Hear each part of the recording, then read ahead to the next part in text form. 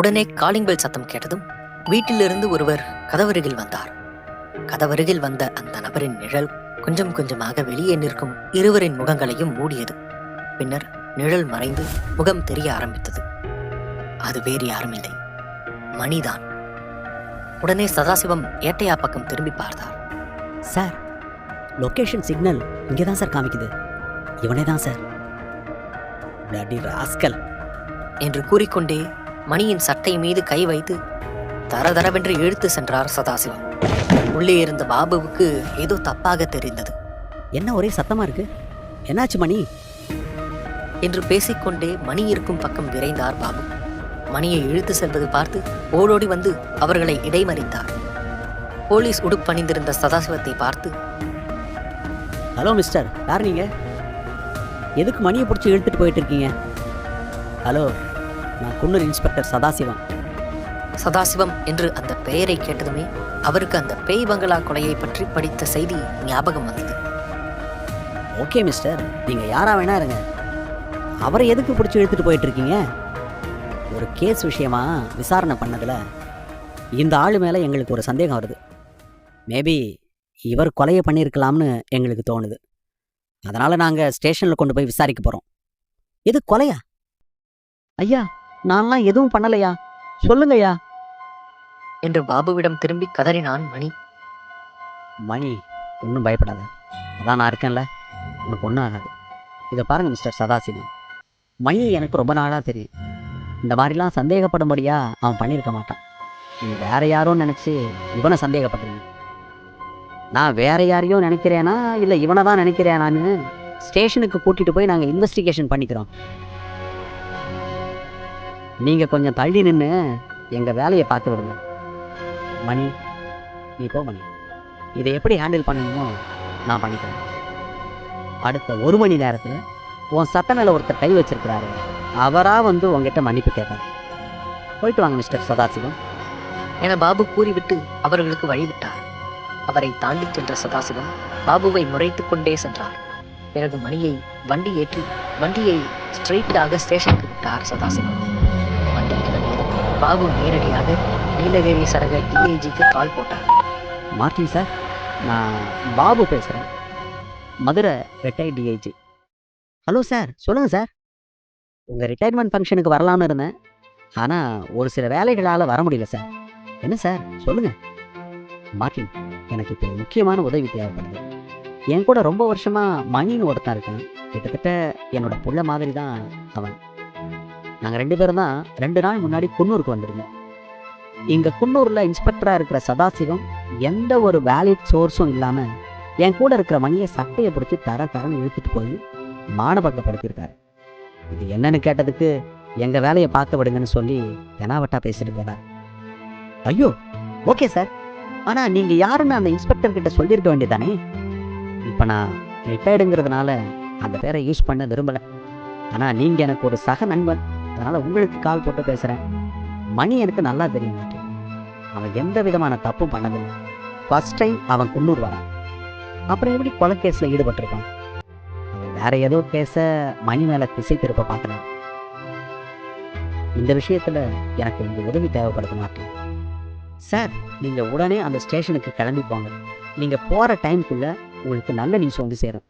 நான் அந்த area DSP கிட்ட டைரெக்டாகவே பேசுகிறேன். எந்த பிரச்சனையும் வராது. நீங்கள் போயிட்டு வாங்க. ரொம்ப நன்றி என நன்றி கூறி போன் வைத்துவிட்டு உடனே காரை எடுத்துக்கொண்டு குன்னூர் ஸ்டேஷனுக்கு விரைந்தார் பாபு. தற்போது கதை ஸ்டேஷனில். சரி சொல்லு, எதுக்காக மேன்ஷனில் 2 பேரை கொலை பண்ண?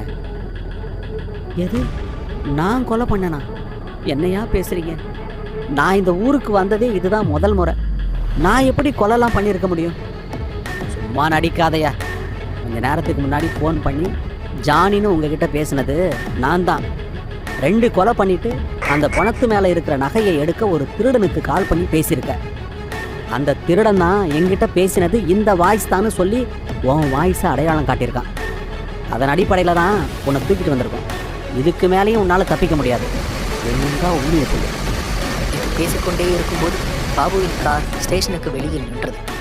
உடனே விரைந்து ஸ்டேஷனுக்குள் நுழைந்தார் பாபு. பாபு வருவதை பார்த்து சதாசிவம் திரும்பி உடனே அவரை தடுத்தார்.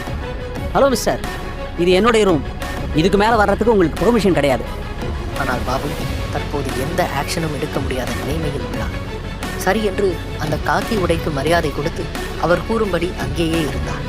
அவர் உட்கார கூட இல்லை. எப்போது மேலிடத்திலிருந்து சதாசிவத்திற்கு கால் வரும் என்று காத்திருந்தார். ஆனால் டிஎஸ்பியின் ஜீப் ஸ்டேஷனுக்கு முன்னால் வந்து நின்றது. அவசரத்தில் வெறும் டிஷர்ட் மட்டுமே அணிந்திருந்த டிஎஸ்பி பரபரப்பாக கதவை திறந்து உள்ளே நுழைந்தார். அங்கிருந்த ரைட்டரை பார்த்து, டேய் சதாசிவம், எங்கடா இருக்க? இல்லை, விசாரணையில் இருக்காருங்க. உடனே வெளியில் ஏதோ சத்தம் கேட்டதும் சதாசிவம் ஏட்டையா என இருவரும் வெளியே வந்தனர். மணியும் அவர்களை பின்தொடர்ந்து வந்தார். என்ன சார், என்னாச்சு? என்ன ஆச்சா? என்னையா காரியம் பண்ணி வச்சிருக்க நீ? சதாசிவத்துக்கு ஒன்றும் புரியவில்லை. மணின்னு யாரையாவது விசாரணைக்கு கூப்பிட்டு வந்தியா? ஆமாயா, அந்த கொலை கேஸில் அந்த நபர் மேலே சந்தேகம் ஏற்பட்டுச்சு, அதனால் விசாரணைக்கு கூப்பிட்டு வந்தேன். ஆள் யார், யார் மேலே கை வைக்கிறோம்னு எதுவும் பேக்ரவுண்ட் வெரிஃபிகேஷன் பண்ணுறது இல்லையா? என்னாச்சு சார்? நீ கை வச்சிருக்கிறது ரிட்டையர்ட் டிஐஜிக்கு நல்ல தெரிஞ்ச ஒரு ஆள் மேலே என்று மேலதிகாரி கூறியது சதாசிவத்தின் முகம் மாறியது. உடனே டிஎஸ்பிக்கு மார்ட்டினிடமிருந்து கால் வந்தது. என்ன டிஎஸ்பி, ஸ்பாட்டுக்கு போயிட்டு என்னென்னு விசாரிச்சிங்களா? இப்போ தான் சார் எல்லாத்தையும் விசாரித்தேன். இப்போ அடுத்த 5 நிமிஷத்தில் அவரை வெளியே விட்டுறோம். சரி சரி, இனிமேல் யார் மேலே கை வைக்கிறோம்னு கொஞ்சமாவது யோசித்து கை வைங்க. என்னன்னு தீர விசாரிக்காமலேயே ஒரு முடிவில் இருக்காதீங்க. உங்கள் மேலே அதிக பிளாக் மார்க் இருக்குது, கொஞ்சம் திருத்திக்க பாருங்கள். சார் சார், இனிமேல் அதெல்லாம் எதுவுமே நடக்காது. இந்த ஒரு முறை மட்டும் மன்னிச்சிருங்க. அங்கே பாபு இருக்காரா? இங்கே பாபு என பேசிக்கொண்டு பின்னால் பாபுவை பார்க்கிறார் டிஎஸ்பி. சார், உங்கள் பேர் பாபு? ஆமாம் என்று பாபு தலையாட்டுகிறார். இங்கே தான் சார் இருக்காரு. ஒழுங்கா அவங்கக்கிட்ட மன்னிப்பு கேட்டு அவங்கள நல்லபடியாக வீட்டுக்கு அனுப்பி வைங்க.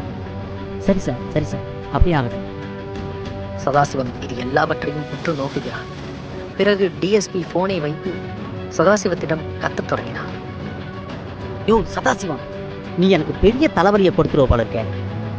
சார், அவன் மேலே சந்தேகம் வந்ததுனால தான் கூட்டிகிட்டு வந்து விசாரிச்சோம்.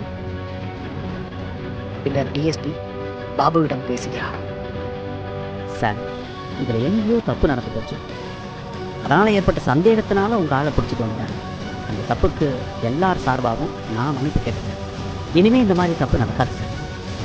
உடனே சதாசிவத்திடம் திரும்பி, சதாசிவம், ஒழுங்கா சார் கிட்ட மன்னிப்பு கேளு என கூற சதாசிவம் மிகவும் வெறுப்படைந்தார். என்னையா பார்த்துட்டு இருக்க? ஒழுங்கு மரியாதை இவர்கிட்ட மன்னிப்பு கேளு என்று டிஎஸ்பி மீண்டும் மீண்டும் கூற சதாசிவம் அவர்களிடம் மன்னிப்பு கேட்க கையை மேலே உயர்த்த வந்தார். அப்போது திடீரென பாபு இடைமறித்து, சதாசிவம், நீங்கள் மன்னிப்புலாம் ஒன்றும் கேட்க தேவையில்லை. ஏன்னா அது நீங்கள் போட்டிருக்கிற காக்கி சட்டைக்கு தான் கேட்டது. காக்கி சட்டை போட்ட நீங்கள் எந்த நேரத்துலையும் எந்த சூழ்நிலையிலும் யாருக்கிட்டையும் தலை குனிஞ்சு நிற்கப்படாது. அதை மைண்டில் வச்சுக்கோங்க. இனிமே இது மாதிரி தப்பு நடக்காமல் பார்த்துக்கிறேன், அவ்வளோதான். பாத்தியா, எவ்வளோ நல்ல குணமுடையவராக இருக்காரு, எவ்வளோ பண்பாக பேசுகிறாரு. இவரோட ஆளாக இந்த மாதிரி தப்பு செஞ்சிருக்க போகிறாரு என்று டிஎஸ்பியிடமும் அங்கிருக்கும் போலீஸ் அதிகாரிகளிடமும் பேசிவிட்டு பாபுவும் மணியும் அங்கிருந்து கிளம்பி சென்றனர். கிளம்பும்போது பாபு ஒரு முறை திரும்பி சதாசிவத்தை பார்த்தார். சதாசிவம் முகத்தில் முறைப்பை வைத்துக்கொண்டு பாபுவை பார்த்து கொண்டே இருந்தார். பின்னர் மணியை கூட்டிக் கொண்டு பாபு தன்னுடைய காரில் ஏற்றிச் சென்றார். அங்கிருக்கும் டிஎஸ்பி சதாசிவத்திடம் பேசினார். யோ, என்ன பிரச்சனை? எதனால் அவர் கூட்டிகிட்டு வந்த? சதாசிவம் பேச ஆரம்பித்தார். சார், ஹேண்ட் ரிட்டன் டெஸ்ட்டில் எங்களுக்கு ரிசல்ட் பாசிட்டிவாக தான் வந்துச்சு. அதனால் அந்த லவ்வர்ஸை கூட்டிகிட்டு வந்து நாங்கள் இன்வெஸ்டிகேட் பண்ணோம். அந்த லவ்வர்ஸ் 2 பேருக்குமே தமிழ் எழுத தெரியாது. அதனால் அவங்களால அந்த லெட்டரை எழுதியிருக்க முடியாது. இதை வேற யாரோ தான் பண்ணியிருக்காங்கன்னு சொன்னாங்க. அதுக்கப்புறம் நாங்கள் அந்த 2 பணத்தையும் பார்த்துட்டு அங்கிருந்து ஓடி வரும்போது ஒருத்தன் எங்களை கிராஸ் பண்ணி குடுகுடுன்னு ஓடி வந்தான். அவனுக்கு காலில் ஒரு தீக்காயம் இருந்துச்சுன்னு அந்த பையன் சொன்னான். அந்த மாதிரி ஒரு ஆளை எனக்கும் பார்த்த மாதிரி ஞாபகம் இருந்துச்சு. அதுக்கப்புறம் மறுநாள் அந்த இடத்துக்கு போய் தீக்காய வடுவோட இருக்கிற ஆளை எங்கேயாவது பார்த்தீங்களான்னு நானும் பக்கத்தில் இருக்கிற கடைகளில் விசாரித்தேன். அப்படி விசாரிக்கும்போது கடைசியாக அவன் எங்கள் கையிலே சிக்கினான். அவனை ஸ்டேஷனுக்கு கூட்டிகிட்டு வந்து விசாரிக்கும்போது அவனுக்கு ஒரு கால் வந்துச்சு. அந்த காலில் பேசின ஆள், பேய் மேன்ஷனில் 2 பிணம் இருக்குது, அந்த 2 பிணத்துக்கிட்டையும் நிறைய நகைகள் இருக்கு, எடுத்துட்டு போன்னு சொல்லி கால் பண்ணதா அவன் விசாரணையில சொன்னான். அவங்கிட்ட பேசின அந்த நம்பரை வாங்கி ஃபோன் போட்டப்போ யாரோ ஒரு லேடி பேசினாங்க. அன்னைக்கு பேசினது என் தம்பி தான். சம்பவம் நடந்த நைட்டு அவன் தான் இவங்க ஃபோனை வச்சிருந்தான்னு சொன்னாங்க. அதனால் அவங்க தம்பி நம்பரை வாங்கி நாங்கள் ஃபோன் போட்டோம். அன்ஃபார்ச்சுனேட்லி அந்த காலை எடுத்தது இப்போ நீங்கள் அனுப்பி வச்சிங்களே அந்த ஆள் தான். இப்போ இந்த மாதிரி சந்தேகம் ஏற்பட்டதுனால தான் அந்த ஃபோன் நம்பரோட லொக்கேஷனை ட்ராக் பண்ணி அவன் இருக்கிற இடத்துக்கு போய் அவனை கூட்டிகிட்டு வந்தோம். இவ்வளோ தான் சார் நடந்துச்சு. சரி, நீங்கள் இந்த கேஸை இதுக்கப்புறம் எந்த ஆங்கிளில் எடுத்துகிட்டு போகலான்னு யோசிங்க. நான் கிளம்புறேன் என கூறிவிட்டு டிஎஸ்பி கிளம்பினார். அவர் அப்படி கூறியதும் ஏட்டையாவும் சதாசிவமும் குழம்பினர். என்ன ஏட்டையாது, எங்கே போனாலும் கடைசியில் ஜீரோவில் தான் வந்து நிற்கிறோம். ஏன் டிஐஜி ஆளுனா அதனால் அவன் அந்த தப்பை பண்ணியிருக்க மாட்டானா என்ன? ஐயா, நம்ம இன்னும் அதை கேஸில் இருந்து ரூல் அவுட் பண்ணலை. அதை அப்படியே ஆற போடுவோம். சரியான சந்தர்ப்பம் நமக்கு கிடைக்கிறப்ப ஆதாரத்தோட நம்ம தூக்குவோம். அப்படி உண்மையிலேயே அவன் பண்ணலைன்னா டிஎஸ்பி சொன்ன மாதிரி நம்ம வேற கோணத்தில் தான் சார் விசாரணையை ஸ்டார்ட் பண்ணி ஆகணும். வேற வழி இல்லை. அதான் எப்படி? பிறகு இருவரும் நீண்ட நேரம் யோசித்தனர். யோசித்த பிறகு ஏட்டையாவுக்கு ஒரு ஐடியா தோன்றியது. சார், நம்ம ஏன் அந்த இறந்து போன ரூபன் வீட்டில் போய் மறுபடியும் விசாரிக்க கூடாது? அங்கே விசாரிச்சா நமக்கு ஏதாவது ஒரு விஷயம் தெரிய வாய்ப்பு இருக்கும். அப்படி இல்லைன்னா ஆல்ரெடி தெரிஞ்ச விஷயமே நமக்கு வேற ஆங்கிளில் புரிய வாய்ப்பு இருக்குல்ல. ரூபன் வீட்டுக்கு மறுபடியும் போய் ஒரு இன்வெஸ்டிகேஷன் செய்வோம் சார். பச்சை புடவை கட்டியிருந்த பொண்ணோட பேரண்ட்ஸ் யாருன்னு நமக்கு இது வரைக்கும் தெரியல. அதுவும் தெரிஞ்சிட்டா நமக்கு அது இன்னுமே ஈஸியாக போயிடும் சார். ஜானியும் லாக்கப்பில் இருந்து நடந்த எல்லாவற்றையும் பார்த்து கொண்டிருந்தார். சார், என்னை வீட்டுக்கு விடுங்க சார். புள்ள குட்டிங்கெல்லாம் தேடும் சார். கொஞ்சம் தயவு பண்ணுங்க சார். கேஸ் முடிகிற வரைக்கும் எங்கேயும் போகக்கூடாது. உன் வீட்டுக்கு நாங்கள் சொல்லிக்கிறோம், இங்கே இரு என்று சதாசிவம் கராராக பேசுகிறார். சார், என்னை நீங்கள் நம்புங்க சார். பையனும் பொண்டாட்டியும் நான் இல்லாமல் ஒரு நாள் கூட இருக்க மாட்டாங்க சார். ப்ளீஸ் சார், என்னை விட்டுருங்க சார். டேய், அதான் நான் உங்கள் வீட்டில் பேசுகிறேன்னு சொல்கிறேன்ல, அமைதியாரு. இந்த கேஸுக்கு நீ தான் முக்கியமான எவிடன்ஸ். உன்னையே நாங்கள் விட்டுட்டு போக தயாரா இல்லை என்று சதாசிவம் கூறியதும் ஜானியின் முகம் சோகமானது. தற்போது கதை காரில் சென்று கொண்டிருக்கும் பாபு மற்றும் மணியிடம் திரும்புகிறது. பாபு மணியிடம் நடந்தது பற்றி கேட்டுக்கொண்டிருக்கிறார். என்ன மணி, எங்க தப்பு நடந்துச்சு? என்ன ஆச்சு? எதுவுமே பேசாம வர? நான் வர்றதுக்கு முன்னாடி வரைக்கும் விசாரணையில உங்ககிட்ட என்ன கேட்டாங்க? ஐயா, எனக்கு ஒன்றும் புரியல. இந்த விஷயத்துல நான் எப்படி மாட்டினேன்னு எனக்கே தெரியல. அதான் நானும் அப்போலேருந்து யோசிச்சுட்டு இருக்கேன். எனக்கு ஒன்றும் விளங்க மாட்டேங்குது. நம்ம குன்னூருக்கு வந்ததுலேருந்து என்னென்ன நடந்துச்சு அப்படிங்கிறத ஒரு ரீகேப் மாதிரி சொல்லு. நம்ம வந்ததுலேருந்து என்ன பண்ணோம்? விடிய காத்தால பஸ்ஸில் இருந்து தூக்க காலத்தில் இறங்கணும். இறங்கின உடனேயே ஒரு கடைக்கு போய் டீ குடித்தோம். சரி, நான் தான் டீ குடித்தேன், நீங்கள் குடிக்கல. அதுக்கப்புறம் என்ன நடந்துச்சு? இதோ பார்மணி, பஸ்ஸில் இருந்து இறங்கினது, டீ கடைக்கு போனது அப்படின்னு இந்த விஷயத்தில் நான் உன் கூட இருந்திருக்கேன். நான் உன் கூட இல்லாத டைமில் நீ என்னென்ன பண்ண அப்படிங்கிறத தான் நான் இப்போ கேட்க வரேன். நீங்கள் இல்லாத டைமில் நான் என்ன பண்ணேன்? அப்புறம் என்ன ஆச்சு என்று தலையை சொரிந்து கொண்டே யோசித்தார் மணி. ஞாபகம் வந்துடுச்சு. டீ குடித்ததும் வயிற்ற கலக்குதுன்னு உங்களை டீ கடையில் விட்டுட்டு நான் பாத்ரூம் போனேனே. Yes, that's what I want. நீ பாத்ரூம் போன, அங்கே என்ன நடந்துச்சு?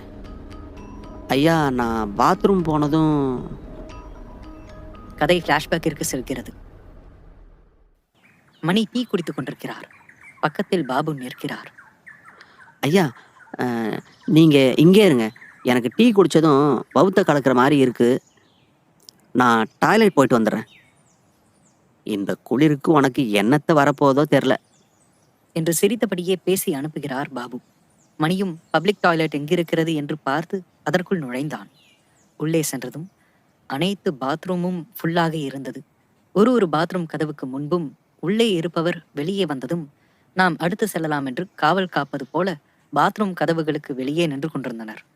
மணியின் அருகில் மங்கி குல்லாவை அணிந்து கண்களை தவிர முழு முகத்தையும் மறைத்து கொண்டு அவரைப் போலவே இன்னொருவரும் பாத்ரூமுக்காக காத்து கொண்டிருந்தார்.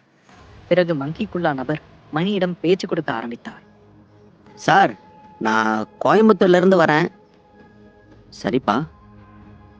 எனக்கு இங்கே என் ஃப்ரெண்டு ஒருத்தன் டீ எஸ்டேட்டில் வேலை வாங்கி தர விஷயமா வர சொல்லியிருந்தான். அவனுக்கு ஃபோன் போடலாம்னு ஃபோன் எடுத்தப்போ என்னோட ஃபோன் சார்ஜ் இல்லாமல் சுவிட்ச் ஆஃப் ஆயிடுச்சு. சரி, இங்கே சார்ஜ் எங்கேயாவது போடலாம்னு பார்த்தா கிளம்புற அவசரத்தில் சார்ஜர் எடுத்துகிட்டு வர மறந்துட்டேன்.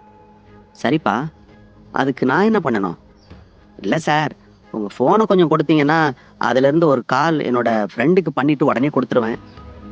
மணி அவரை மேலும் கீழும் பார்த்து போன் கொடுக்கலாமா என்று யோசித்தார். சார், ரொம்ப அர்ஜென்ட் சார், நான் பேசுனதும் உங்களுக்கு கொடுத்துட்றேன் என்று கெஞ்சி கேட்காத குறையாக கேட்டதால் தன்னுடைய போனை எடுத்து கொடுத்தான். அவரும் அதை வாங்கி கொண்டு போன் நம்பரை டைப் அடித்தார். பின்னர் ஹலோ என்று பேசியதும் அவன் காத்திருந்த பாத்ரூமிலிருந்து ஆள் வெளியே வந்துவிட்டனர். ஆகையால் அவர் போனை எடுத்துக்கொண்டு உள்ளே செல்லலாம் என்று நினைத்திருந்தார். சார், நான் உள்ளே எடுத்துகிட்டு போய் பேசிட்டு உங்ககிட்ட எடுத்துகிட்டு வந்து கொடுத்துட்றேன் சார் என்று சொன்னதும் மணி கொஞ்சம் யோசிக்க ஆரம்பித்தார். சரிப்பா, கொஞ்சம் சீக்கிரம் வா, நான் இங்கே இருக்கேன். பிறகு அவர் உள்ளே சென்று போன் பேச ஆரம்பித்தார். உள்ளே சென்றவன் எப்போது வெளியே வருவான் என்று மணி காத்து கொண்டே இருந்தார். அந்த காத்திருப்பில் அவனுக்கு வரவிருந்த காலை கடனும் சிறிது நேரத்தை கடன் வாங்கி கொண்டு காத்திருந்தது. பின்னர் 7 நிமிடங்கள் காத்திருப்புக்கு பின்னர் அவர் வெளியே வந்தார். வந்ததும் மணி எங்கே இருக்கிறார் என்று தேடினார்.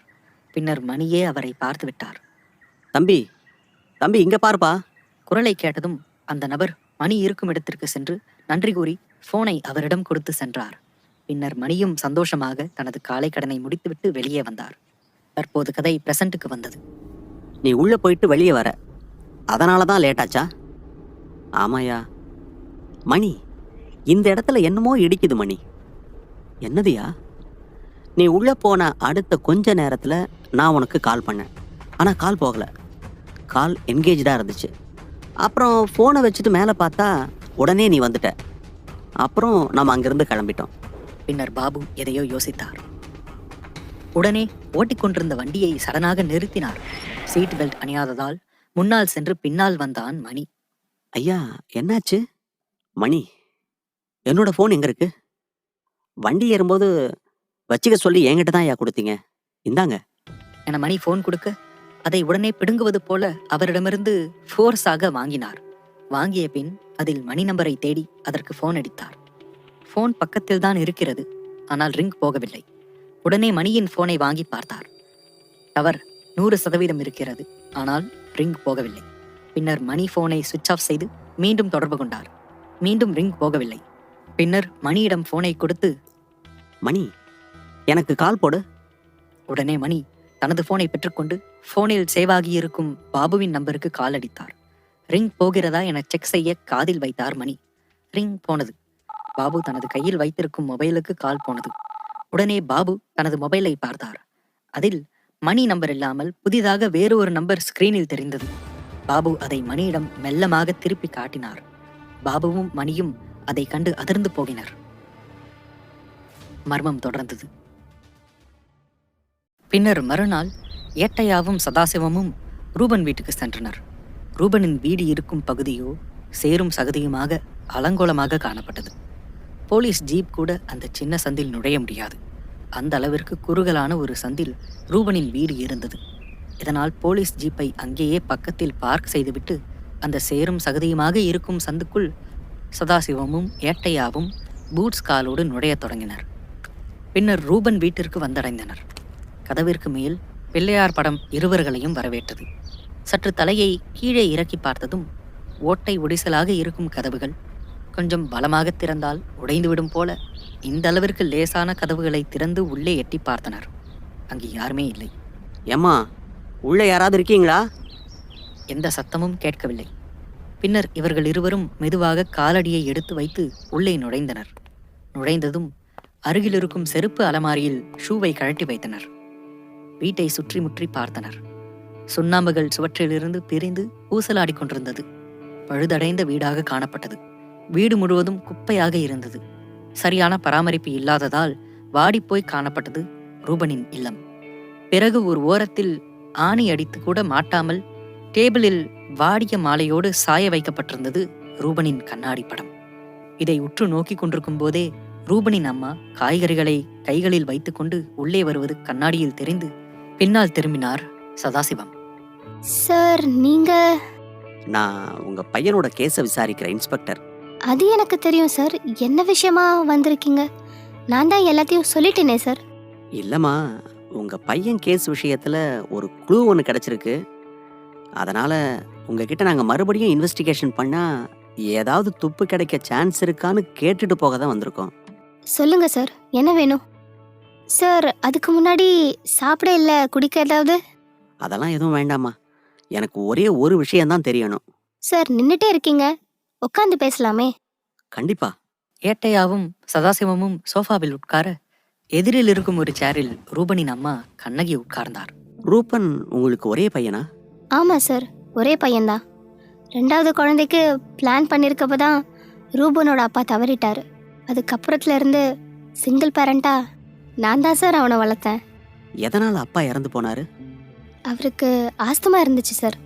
ஒரு நாள் நைட்டு எங்கள் தாம்பத்திய உறவப்போ அவருக்கு அந்த ஆஸ்துமா ரொம்ப அதிகமாகி. ஓகே ஓகே, வேணாம் விடுங்க. நீங்கள் இப்போ என்ன வேலை செய்கிறீங்க? நான் தையல் கிளாஸ் கற்றுக்கிட்டேன் சார். அதை வச்சு தான் பொழப்ப ஓட்டிக்கிட்டு இருக்கேன்.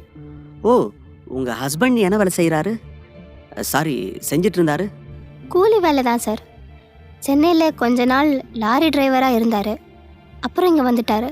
ஓகே, உங்கள் பையன் ரூபனை பற்றி கொஞ்சம் சொல்கிறீங்களா? ரொம்ப நல்ல பையன் சார். வீட்டு கஷ்டத்தை புரிஞ்சு நடந்துக்கிற பையன். அவன் வயசு பசங்கள்லாம் காஸ்ட்லி செல்ஃபோனு, பைக்கு, பொண்ணுங்கன்னு சுற்றிக்கிட்டு இருக்கப்போ இவனுக்கு அது மேலே ஆசை கொஞ்சம் கூட இல்லை சார். அவன் என்கிட்ட வேணும்னு கேட்டது அவனோட பேய் டிடெக்டருக்கு தேவைப்பட்ட ஒரு சில பொருள் தான் சார். அப்புறம் அதையும் அவனே வாங்கிக்கிட்டான். அது என்ன பேய் டிடெக்டர்? அவனுக்கு இந்த பேய், மாந்திரிகம், மந்திரம் இது மேலையெல்லாம் ரொம்ப இன்ட்ரெஸ்ட்டு சார். எங்கேருந்து அவனுக்கு இந்த இன்ட்ரெஸ்ட் வந்துச்சுன்னு தெரியல சார். ஆனால் திடீர்னு ஒரு 2 வருஷம் முன்னாடி தான் நான் இந்த பேய் பற்றி ரிசர்ச் பண்ணுற வீடியோ எடுக்க போகிறேம்மா, அதை எடுத்து யூடியூப்பில் போட்டு காசு சம்பாதிக்கலான்னு இருக்கம்மா அப்படின்னு சொன்னான். விளையாட்டுக்கு தானே சொல்கிறான்னு நானும் விட்டுட்டேன். ஆனால் அதுக்கப்புறம் பேயை பற்றி ரொம்ப டீப்பாக இறங்கி ரிசர்ச் எல்லாம் பண்ண ஆரம்பித்தான். அதுக்கப்புறம் ஸ்டார்ட் பண்ண யூடியூப் சேனல் நல்லா டெவலப் ஆச்சு. அதுலேருந்து வர காசு மூலமாக நல்ல நல்ல கேமரா, மைக்கு அப்படின்னு வீடியோ எடுக்க தேவைப்படுற விஷயங்கள் என்னென்னவோ அது எல்லாத்தையும் வாங்கினான். புதுசாக வாங்கின அந்த மைக்கு, கேமரா எடுத்துகிட்டு தான் அவன் அன்னைக்கு அந்த பங்களாவுக்கு வீடியோ எடுக்க போனான். 2 வருஷமாக தான் உங்கள் பையன் இப்படி இருக்கான்னு சொன்னீங்க. அதுக்கு முன்னாடி வரைக்கும் அவனுக்கு பேய் இன்ட்ரெஸ்ட்டு இல்லைன்னு வேற சொன்னீங்க. திடீர்னு 2 வருஷமாக எப்படி அந்த இன்ட்ரெஸ்ட் ஒருத்தனுக்குள்ளே வந்திருக்கும்? அப்படி வரணும்னா ஏதாவது ஒன்று அவனை இன்ஸ்பயர் பண்ணியிருக்கணும் இல்லையா?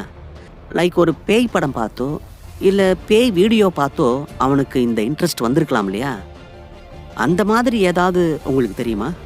அதெல்லாம் எங்களுக்கு தெரியாது சார். திடீர்னு பேய் பற்றி வீடியோ போட போகிறேன் அப்படின்னு சொன்னான். நானும் பெருசாக கண்டுக்கல. சரி, எப்படியோ போன்னு விட்டுட்டேன். இது மூலமாக யூடியூப்பில் சம்பாதிக்க எதுவும் ஐடியா பண்ணி அப்படி பண்ணியிருப்பாரோ? ஐ மீன், நீ வீடியோ மூலமாக காசு சம்பாதிக்கலாம்டா, அதுலேயே பேய் வீடியோலாம் பண்ணால் உன்னோட வீடியோஸை நிறைய பேர் பார்ப்பாங்க அப்படின்னு யாராவது சொல்கிற வார்த்தைக்கு மயங்கி அந்த மாதிரி பண்ணியிருப்பானா? இல்லை சார், அப்படியெல்லாம் கிடையவே கிடையாது. அந்த பேய் வீடியோவே அவன் ரொம்ப பிடிச்சி பண்ணான் சார். அவன் காசுக்காக பண்ண மாதிரி தெரியல. சொல்லப்போனால் அவன் காசு பற்றி பெருசாக யோசிக்கிற ஆளே இல்லை. அவனோட அதிர்ச்சி அடைந்த ஏட்டையா மற்றும் சதாசிவம் ஒருவர் முகத்தை ஒருவர் பார்த்து கொண்டனர். அப்போ உங்க பையன் மோதிரம், செயின் எதுவுமே போட்டுட்டு போலையா? இல்லை சார், அவனுக்கு வீடியோ போட்டது மூலமாக நல்ல காசு வந்துச்சு தான். ஆனால் இந்த மாதிரி செயின், மோதிரம் வாங்குற அளவுக்கெல்லாம் காசு வரல சார். இதை கேட்டு என்ன சொல்வதென்றே தெரியாமல் இருவரும் திகைத்திருந்தனர். உடனே கண்ணகியிடம், நான் ஃபோன் பேசிட்டு வரேன், நீங்கள் இங்கே இருங்க என கூறிவிட்டு ஸ்டேஷனுக்கு ஃபோன் அடித்தார் சதாசிவம்.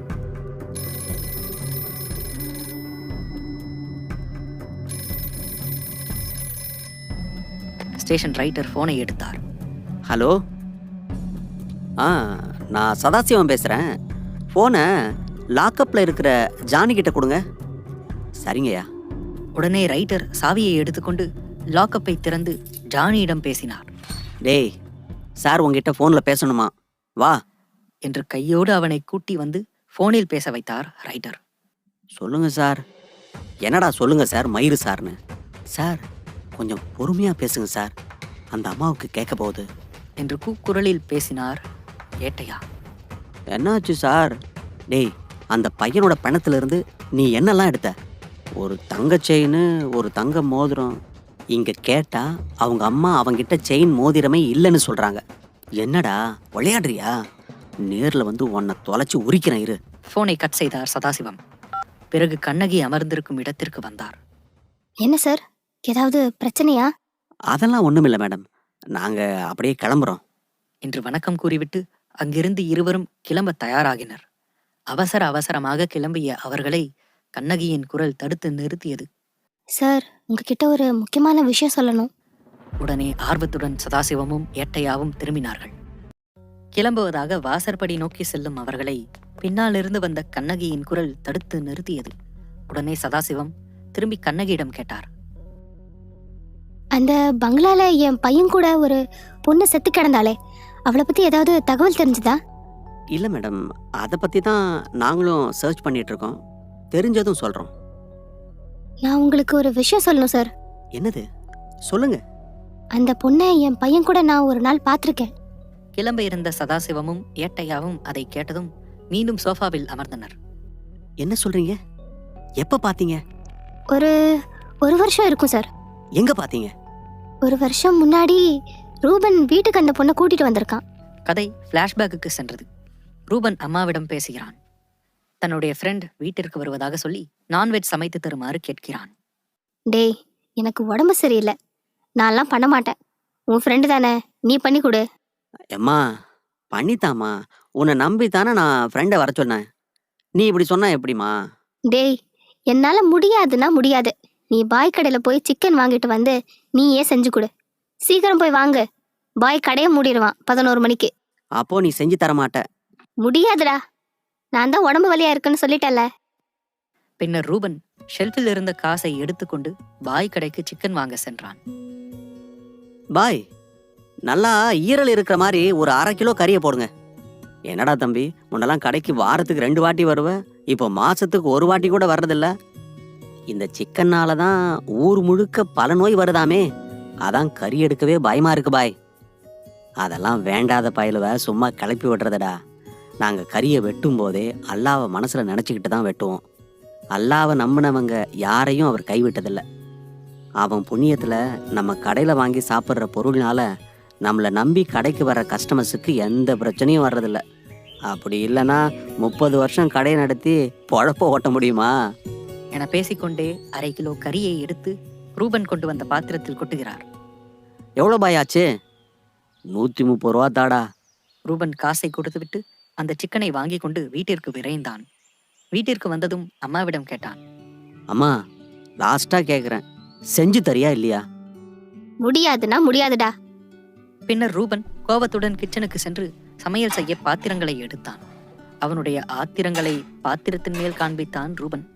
அவன் இடும் பாத்திர சத்தத்தினால் அந்த தெருவே எந்திரித்து விடும் போல அந்த அளவிற்கு பாத்திரங்களை போட்டு உருட்டினான் ரூபன். டேய், நீ உள்ள சிக்கன் செய்றியா இல்ல கிச்சனை சின்ன பின்ன செய்றியா?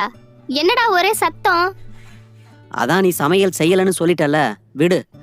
எனக்கு எப்படி செய்ய வருமோ அப்படிதான் செய்வேன் என்று பேசிக்கொண்டிருந்த போதே அந்த பெண் உள்ளே வந்தார். யாருமா நீ?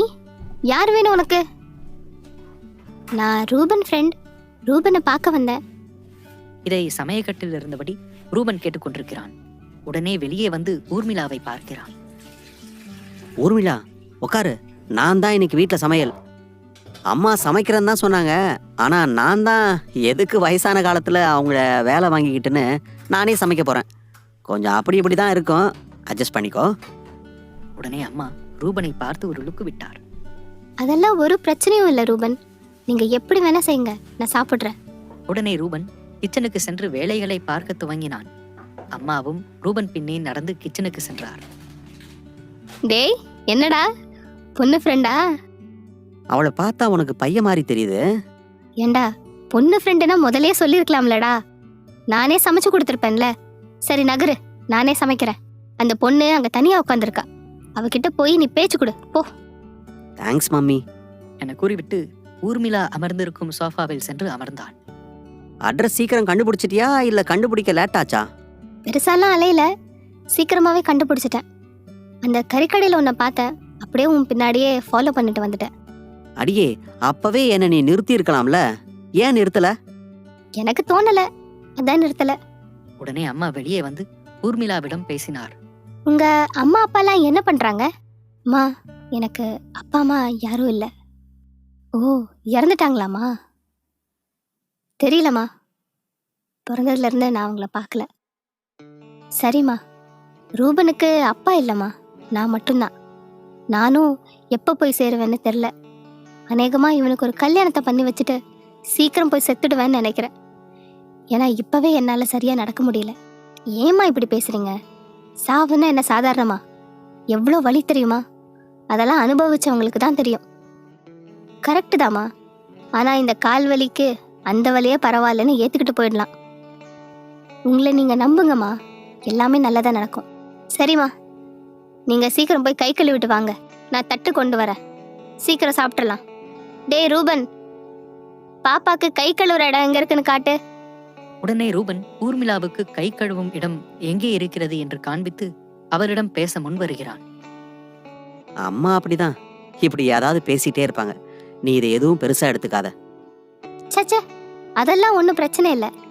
வயசானவங்களே அப்படிதான் இருப்பாங்க. ஸோ அவங்களையும் நாம தப்பு சொல்ல முடியாது. எவ்வளோ நேரமா கை கழுவிட்டு இருப்பீங்க?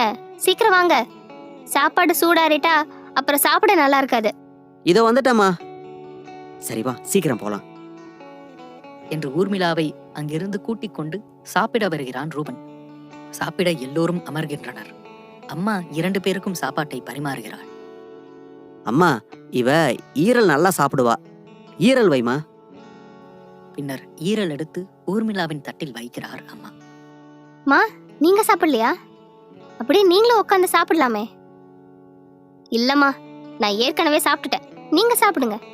இருவரும் சாப்பிடும்போது அம்மா குறுக்கிடுகிறாள். கண்ணு, உன் பேர் என்னம்மா? வந்ததுல இருந்து நானும் கேட்கவே இல்லை, நீயும் சொல்லவே இல்லை. என் பேரு ஊர்மிளாமா. சரிம்மா.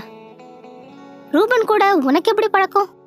அம்மா, அவளை சாப்பிட விடுமா, கேள்வியா கேட்டு கொல்ற என்று கூறியவுடன் அம்மா அமைதியானார். பின்னர் அவர்கள் இருவரும் சாப்பிட்டு முடித்துவிட்டு பேசத் தொடங்கினர். சாப்பாடு நல்லா இருந்துச்சாமா? ரொம்ப நல்லா இருந்துச்சுமா. நல்ல வேலை ரூபன் கிச்சன் பக்கம் போகாதனால நல்ல சாப்பாடு சாப்பிட முடிஞ்சது.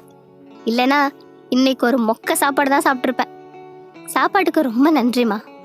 நான் அப்படியே கிளம்புறேம்மா. சரிம்மா, கண்டிப்பா இன்னொரு நாள் வீட்டுக்கு வா. கண்டிப்பா வரேம்மா, பாய் என கூறி ஊர்மிளா வீட்டை விட்டு கிளம்பினார். ரூபனும் அவளை பஸ்ஸில் ஏற்றிவிட பஸ் ஸ்டாண்டுக்கு ஆவலுடன் சென்றான். பிறகு அவளை நல்லபடியாக பஸ் ஏற்றிவிட்டு வீட்டிற்கு வந்து சேர்ந்தான் ரூபன். டேய், யாருடா அந்த பொண்ணு? எப்படி உனக்கு ஃப்ரெண்டானா? நல்லா பார்க்க லட்சணமா இருந்தாடா. ஒரு வாட்டி படத்துக்கு போறப்போ எதேச்சையா மீட் பண்ணேம்மா. உன்னை முதல் தடவை ஒரு பொண்ணு கூட பார்த்தேன்டா. அம்மா, நீ போய் ரெஸ்ட் எடுக்கிற வேலையை பாருமா. தற்போது கதை பிரசன்ட்டுக்கு வந்தது. அதுக்கப்புறம் அவன் அந்த பொண்ணை வீட்டுக்கு கூட்டிகிட்டே வரல சார். நானும் அவளை பற்றி மறந்துட்டேன். அதுக்கப்புறம் லாஸ்ட்டாக அவளை பற்றி நான் கேட்டது அவன் அந்த பேய் பங்களாவுக்கு போன அந்த நாள் தான் சார். கேட்டதுக்கு அதை பற்றியெல்லாம் பேசாதம்மான்னு சொல்லிட்டு போயிட்டான். ஓ, அப்புறம் இன்னொரு விஷயமும் சொல்லணும் சார். என்னம்மா? அந்த பொண்ணு அன்னைக்கு வரும்போதும் பச்சை புடவை தான் போட்டிருந்தா. சதாசிவமும் ஏட்டையா முத்துவும் இதை கேட்டு ஷாக் ஆகினர். ரூபனின் அம்மா பச்சை புடவை கட்டித்தான் அந்த பெண் அன்றும் வந்திருந்தார் என சொன்னதும் ஏட்டையா சதாசிவம் என இருவரும் ஆச்சரியமடைந்தனர். இதன் பின்னால் ஏதோ ஒரு மர்மம் ஒளிந்திருக்கிறது என்பது மட்டும் அவர்களுக்கு புரிகிறது. ஆனால் அது என்ன மர்மம் என்று இவர்களுக்கு விளங்கவில்லை. சரிம்மா, நான் வரேன். வேற ஏதாவது விஷயம் உங்களுக்கு தெரிஞ்சா எங்களுக்கு உடனே கால் பண்ணி சொல்லுங்க. என்னோட நம்பர் வச்சிருக்கீங்கல்ல? இல்லை சார். ஏட்டையா, உங்க நம்பரை அவங்க கிட்ட கொடுத்துருங்க. நான் வண்டி கிட்ட போறேன், நீங்க வந்துருங்க. சரிங்கய்யா என கூறிவிட்டு சதாசிவம் அந்த சகதியை விட்டு கார் இருக்கும் இடத்திற்கு வந்து சேர்ந்தார். என்ன ஏட்டையா, போலாமா? போலாம் சார். பிறகு இருவரும் காரில் ஏறி காரை எடுத்தனர்.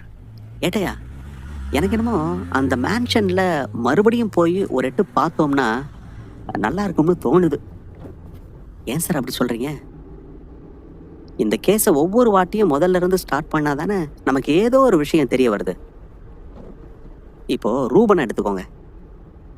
அவன் ஒரு விஷயத்த சொன்னான், அப்புறம்தான் நம்ம ஜானியை கண்டுபிடிச்சோம். அதுக்கப்புறம் ரூபனோட அம்மா கிட்ட இன்வெஸ்டிகேஷன் பண்ணோம். அது மூலமாக நமக்கு ஒரு விஷயம் தெரிஞ்சுது. இந்த மாதிரி இந்த கேஸை மறுபடியும் முதல்ல இருந்து தொடங்கினா நம்ம கண்ணுக்கு இதுக்கு முன்னாடி தெரியாத பல மேட்ரு நமக்கு இப்போ தெரிய வாய்ப்பு இருக்கு. ஸோ நீங்கள் என்ன சொல்கிறீங்க? நீங்கள் சொல்கிறதும் கரெக்டு தான் ஐயா, அப்படியே பண்ணிடலாம். ஆனால் இப்போ இன்னும் கொஞ்ச நேரத்தில் இருட்டிடும், சீக்கிரமாக அங்கே போனோம் ஐயா. சரி, சீக்கிரம் போயிடுவோம் என கூறிவிட்டு வண்டியை மேன்ஷன் இருக்கும் தெருவுக்கு விட்டார் சதாசிவம். உடனே தண்ணி பாட்டில் மட்டும் காரிலிருந்து எடுத்துக்கொண்டு கீழே இறங்கினார் சதாசிவம். இறங்கும்போது சதாசிவத்திற்கு டிஎஸ்பியிடமிருந்து கால் வந்தது. போனை எடுத்து காதில் வைத்தார். என்னையா, கேஸோட அப்டேட் எதுவும் இல்லை? இப்போ தான் ஒவ்வொன்றா பார்த்துட்ருக்கோம். நாங்கள் பிடிச்சி விசாரித்த ஜானி ஒரு மாதிரி சொல்கிறான், ஆனால் ரூபனோட அம்மா கிட்ட போய் விசாரித்தா அவங்க ஒரு மாதிரி சொல்கிறாங்க. அதனால் நாங்களே கொஞ்சம் குழம்பி தான் போயிருக்கோம். நீ மட்டும் இல்லை, உன்னோட சேர்ந்து இங்கே நானும் தான் குழம்பி போயிருக்கேன். சீக்கிரம் ஒரு முடிவுக்கு கொண்டு வாங்கய்யா. எவ்வளோ நேரம் இந்த ஒரு ஓட்ட கேஸை போட்டு உருட்டிட்டு இருப்பீங்க? இல்லை சார், கண்டுபிடிச்சிடலாம். இன்னும் ஒரு வாரம் மட்டும் எனக்கு டைம் கொடுங்க சார். ஒரு வாரம்லாம் கிடையாது, உனக்கு இன்னும் 4 நாள் தான் டைம். அதுக்குள்ளே இந்த கேஸை முடி. அப்படி இல்லைனா லாக்கப்பில் வச்சிருக்கிறியா ஜானி, அவன் மேலே பழியை தூக்கி போட்டு கேஸை முடி. ஆக மொத்தத்தில் எப்படியோ முடி, அவ்வளோதான் சொல்லுவேன். சரி, நான் உங்களுக்கு அப்டேட் பண்ணுறேன் சார். என்ன சார், டிஎஸ்பி சாரா ஃபோனில்? அந்த ஆள் தான். என்ன சொல்கிறாரு? 4 நாளில் கேஸை முடி, அப்படி இல்லைனா ஜானி மேலே தூக்கி பழிய போடுன்னு சொல்கிறாரு. அது ரொம்ப தப்பாச்சே சார். நம்ம சட்டமே அதுக்கு எதிராக தானே இருக்கு. 100 குற்றவாளிகள் தப்பிக்கப்படலாம், ஆனால் ஒரு நிரபராதி தண்டிக்கப்படக்கூடாதுன்னு. ஏட்டையா, அவன் மட்டும் என்ன ஒழுங்கா இதுக்கு முன்னாடி திருடிட்டு தானே இருந்தான். ஆனால் அதுக்காகலாம் நான் அப்படி பண்ண மாட்டேன். உண்மையாக சந்தேகம் அவன் மேலே இருந்தால் மட்டும்தான் நாம் அவன் மேலே எஃப்ஐஆர் போட போகிறோம். டிஎஸ்பி சொன்னாருங்கிறதுக்காக ஏதோ ஒரு கேஸை தூக்கி அவன் மேலே நான் போட மாட்டேன். அந்த அளவுக்கு நான் ஒன்றும் கொடுமைக்காரன் கிடையாது. சரி வாங்க, உள்ளே போவோம் என பேசிவிட்டு அந்த மேன்ஷனுக்குள் இருவரும் நுழைய தொடங்கினார்கள். மேன்ஷனுக்கு உள்ளே சென்றதும் அவர்கள் முன்பு பார்த்ததை விட இன்று பார்ப்பதில் நிறைய மர்மங்கள் ஒளிந்திருப்பது போலவே மனதில் ஒரு எண்ணத்தை வைத்துக்கொண்டு உள்ளே நுழைந்தனர். அந்த பங்களாவின் சுவர்களில் எங்கு பார்த்தாலும் இரத்த கரைகள் இருப்பது போலவே உணர்கிறார் சதாசிவம். நம்முடைய தேடுதல் வேட்டையில் இதுவாவது பலனளிக்கட்டும் என்று சதாசிவத்தின் மனது கேட்டுக்கொண்டது. தான் கையில் வைத்திருந்த வாட்டர் பாட்டில் மூடியை திறந்து தண்ணீரை குடித்தார் சதாசிவம். பின்னர் வலதுபுறம் திரும்பி ரூபன் அப்போது சென்ற அந்த அறைக்கு சென்றார் சதாசிவம். அப்போது உள்ளே ஒரு அலமாரி இருந்தது. ரூபன் எப்படி அந்த அலமாரிக்கு மெல்ல மெல்ல நடந்து சென்றானோ அதே போல சதாசிவமும் மெல்ல மெல்ல அந்த அலமாரிக்கு அருகில் சென்றார். சென்று பார்த்ததும் அந்த அலமாரியில் அதே கருப்பு பூனை இப்போது சதாசிவத்தின் மேல் தாவியது. இருப்பினும் சதாசிவம் உஷாராகி கொண்டதால் அதன் தாக்குதலிலிருந்து தப்பித்து விட்டார். சார், என்னாச்சு என கேட்டுக்கொண்டே ஓடி வருகிறார். ஒன்றும் இல்லை ஏட்டையா, ஒரு பூனை தான் கிராஸ் பண்ணி போச்சு, கொஞ்சம் பயந்துட்டேன். பார்த்து சார், தண்ணி குடிக்கிறீங்களா? அப்போதுதான் சதாசிவத்திற்கு தெரிகிறது அந்த பூனைக்கு பயந்து கையில் வைத்திருந்த வாட்டர் பாட்டிலை கீழே போட்டு தன்னுடைய காலாலேயே அதை தெரியாமல் நசுக்கி இருக்கிறார் என்று. தண்ணியை வேற கீழே கொட்டிட்டீங்களா? சரி விடுங்க சார், போறப்ப இன்னொரு பாட்டில் வாங்கிக்கலாம். ஏட்டையா, நீங்க வாட்டர் பாட்டில்னு சொன்னதும் தான் எனக்கு ஞாபகம் வருது. இதுக்கு முன்னாடி நம்ம ஜானியை பிடிக்க வரும்போது அந்த வாட்டர் பாட்டில் எங்கே வச்சிங்க? நம்ம என்ட்ரன்ஸில் நுழையும் போது ஒரு 20 மீட்டர் தாண்டி ஒரு டெஸ்க் மேலே வச்சேன் சார். அப்போது அந்த வாட்டர் பாட்டில் அங்கே இருக்க தானே சான்ஸ் இருக்குது. வாட்டர் பாட்டிலில் முக்கால்வாசி தண்ணி இருந்துச்சுயா, அதனால் அது எங்கேயும் போயிருக்க வாய்ப்பில்லை. காற்றுலையும் பறந்து போயிருக்காது. அங்கே தான் எங்கன்னா இருக்கும். வாங்க போய் பார்க்கலாம் என்று பரபரப்பாக அங்கு போய் பார்த்ததும் ஏட்டையா வைத்த டெஸ்க் மீது அந்த வாட்டர் பாட்டில் இல்லை. ஐயா, அந்த வாட்டர் பாட்டிலை நான் இங்கே தான் வச்சேன், எனக்கு நல்லா ஞாபகம் இருக்கு. ஆனால் இப்போ எங்கே போச்சுன்னு தெரில. ஆமாம் ஏட்டையா, என்னதான் நம்ம கிரைம் டேப் போட்டி ரெஸ்ட்ரிக்டட் ஏரியா இதுன்னு போட்டாலும் யாரோ ஒருத்தர் டெய்லி இந்த பக்கம் வந்துட்டு தான் போகிறாங்க. சரி, இதை பற்றி நம்ம அப்புறம் பேசுவோம். முதல்ல ஏதாவது உருப்படியாக கிடைக்குதான்னு பார்ப்போம் வாங்க என இருவரும் மீண்டும் தேடுதல் வேட்டையில் இறங்கினர். கொஞ்ச தூரம் சென்றதும் ஒரு பீரோவின் கீழ் ஏதோ ஒரு கயிறு போல சதாசிவத்திற்கு தெரிந்தது. அது என்னவென்று சதாசிவம் கீழே குனிந்து எடுத்து பார்த்தார். ஆனால் அந்த கயிற்றில் ஒட்டிக்கொண்டது போல ஒரு தங்க நெக்லஸ் அவரின் கைகளுக்கு சிக்கியது. ஏட்டையா, உடனே இங்க வாங்க. இத பாருங்க, தங்க நெக்லஸ் மாதிரி தெரியுது. ஆமாயா, இது தங்க நெக்லஸ் தான். எங்க இருந்துச்சு? இதோ இங்க இருந்து தான் எடுத்தேன் என்று அந்த பீரோவின் கீழ் கையை காட்டுகிறார் சதாசிவம். ஐயா, கொஞ்சம் இதை காமிங்க என்று சதாசிவத்தின் கையிலிருந்து வாங்கி அதை உற்று பார்த்தார். ஐயா, இது இந்த காலத்து மாடல் செயின் கிடையாது. என் பொண்டாட்டி கல்யாணத்தப்ப நான் வாங்கின 1980 மாடல் செயினியா இது. அந்த செயினை போட்டுட்டு என் பொண்டாட்டி ஒரு நாள் வெளியே போகும்போது தான் எவனோ ஒருத்தன் செயின் ஸ்நாச்சிங் செய்கிறவன் என் பொண்டாட்டி கழுத்துல கை வச்சு அந்த செயினை அறுத்தான்.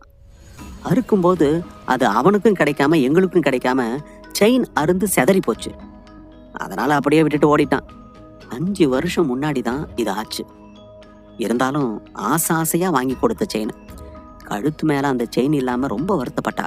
அவளுக்கு கண்டிப்பா இதே மாதிரி டிசைன் இருக்கிற ஒரு செயினை வாங்கி தரணும்னு நான் ரொம்ப அலைஞ்சையா. ஆனா அது 80s மாடல் செயின். கண்டிப்பா அது இப்ப கிடைக்க வாய்ப்பே கிடையாதுன்னு சொல்லி ஏகப்பட்ட நகை கடைக்காரங்க சொல்லிட்டாங்க. ஆனா அந்த காலத்து செயின் எப்படி ஐயா இப்போ இங்க வந்திருக்கோம்? அதான் எனக்கும் ஒன்றும் தெரியலையே. நாம அன்னைக்கு அவ்வளோ ரிசர்ச் பண்ணியும் இவ்வளோ பெரிய ஒரு செயின் எவிடன்ஸ்ல இருந்து மிஸ் ஆகியிருக்கு.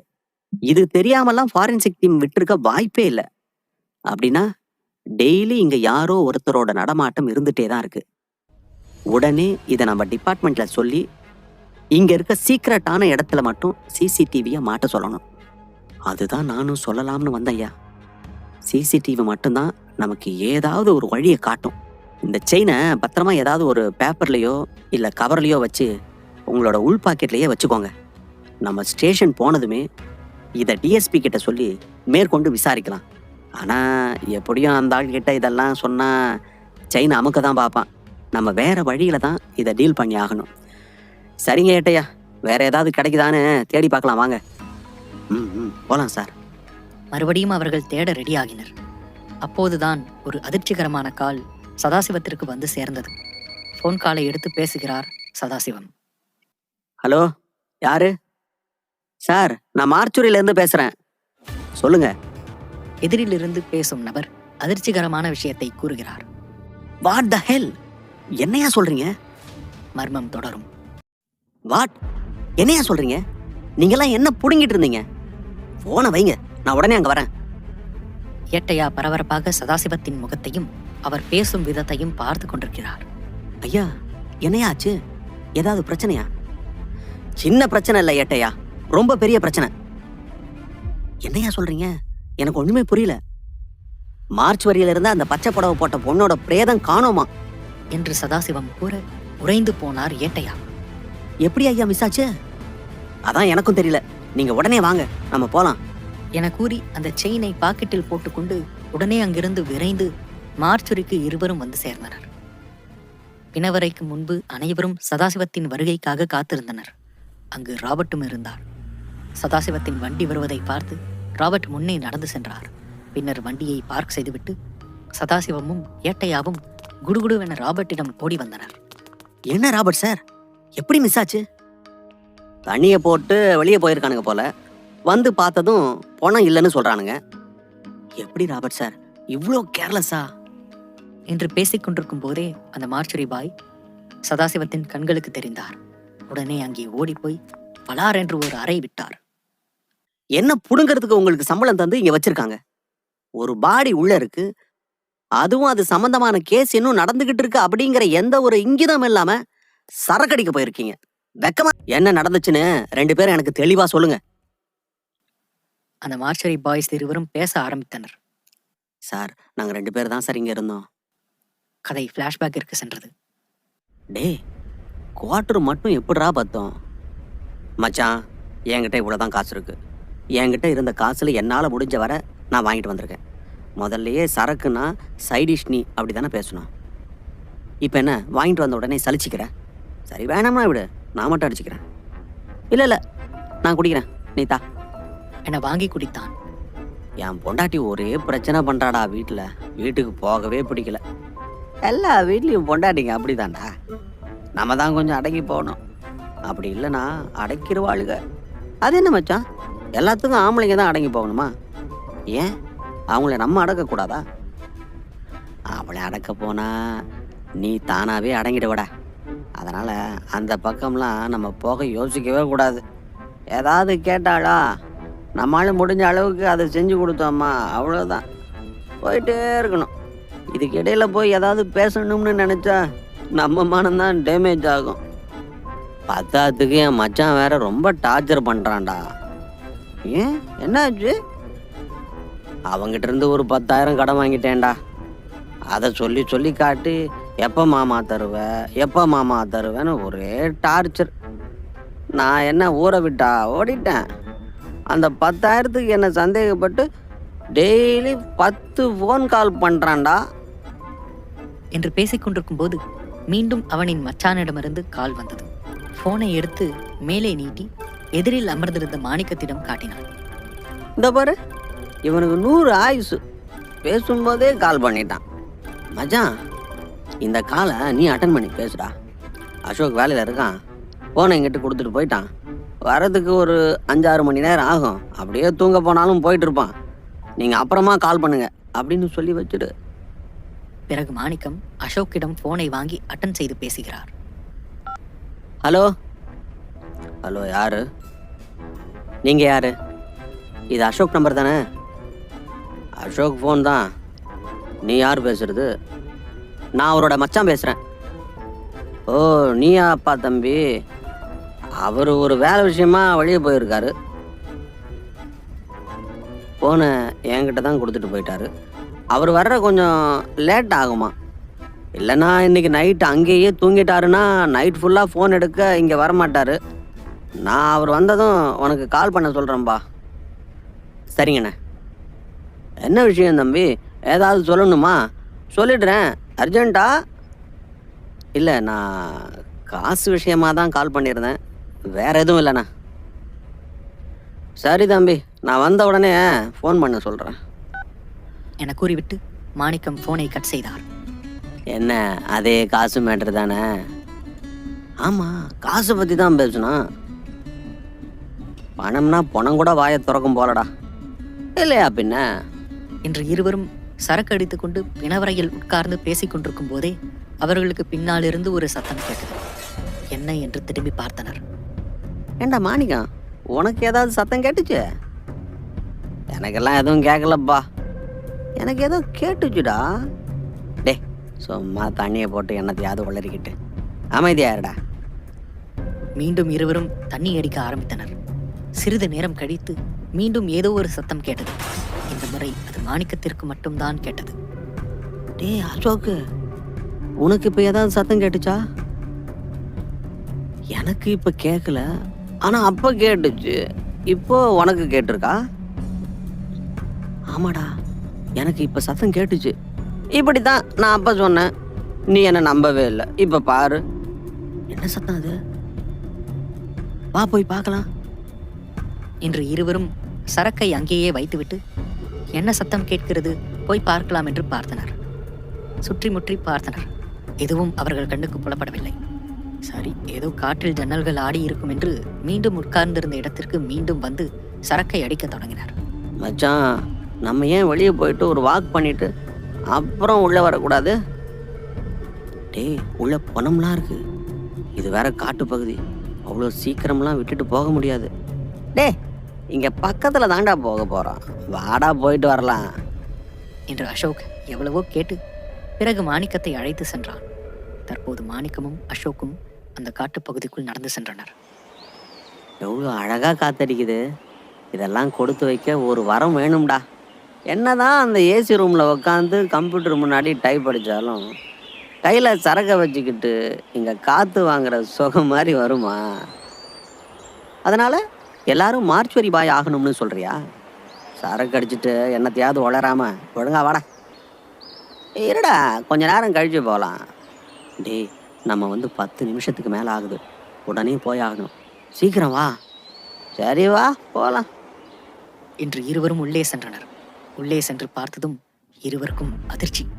ஏனென்றால் முதல் கட்டிலில் படுக்க வைக்கப்பட்டிருந்த பச்சை புடவை பெண்ணின் பிரேதம் காணாமல் போயிருக்கிறது. டேய், இங்க இருந்த பொண்ணு எங்கடா காணோம்?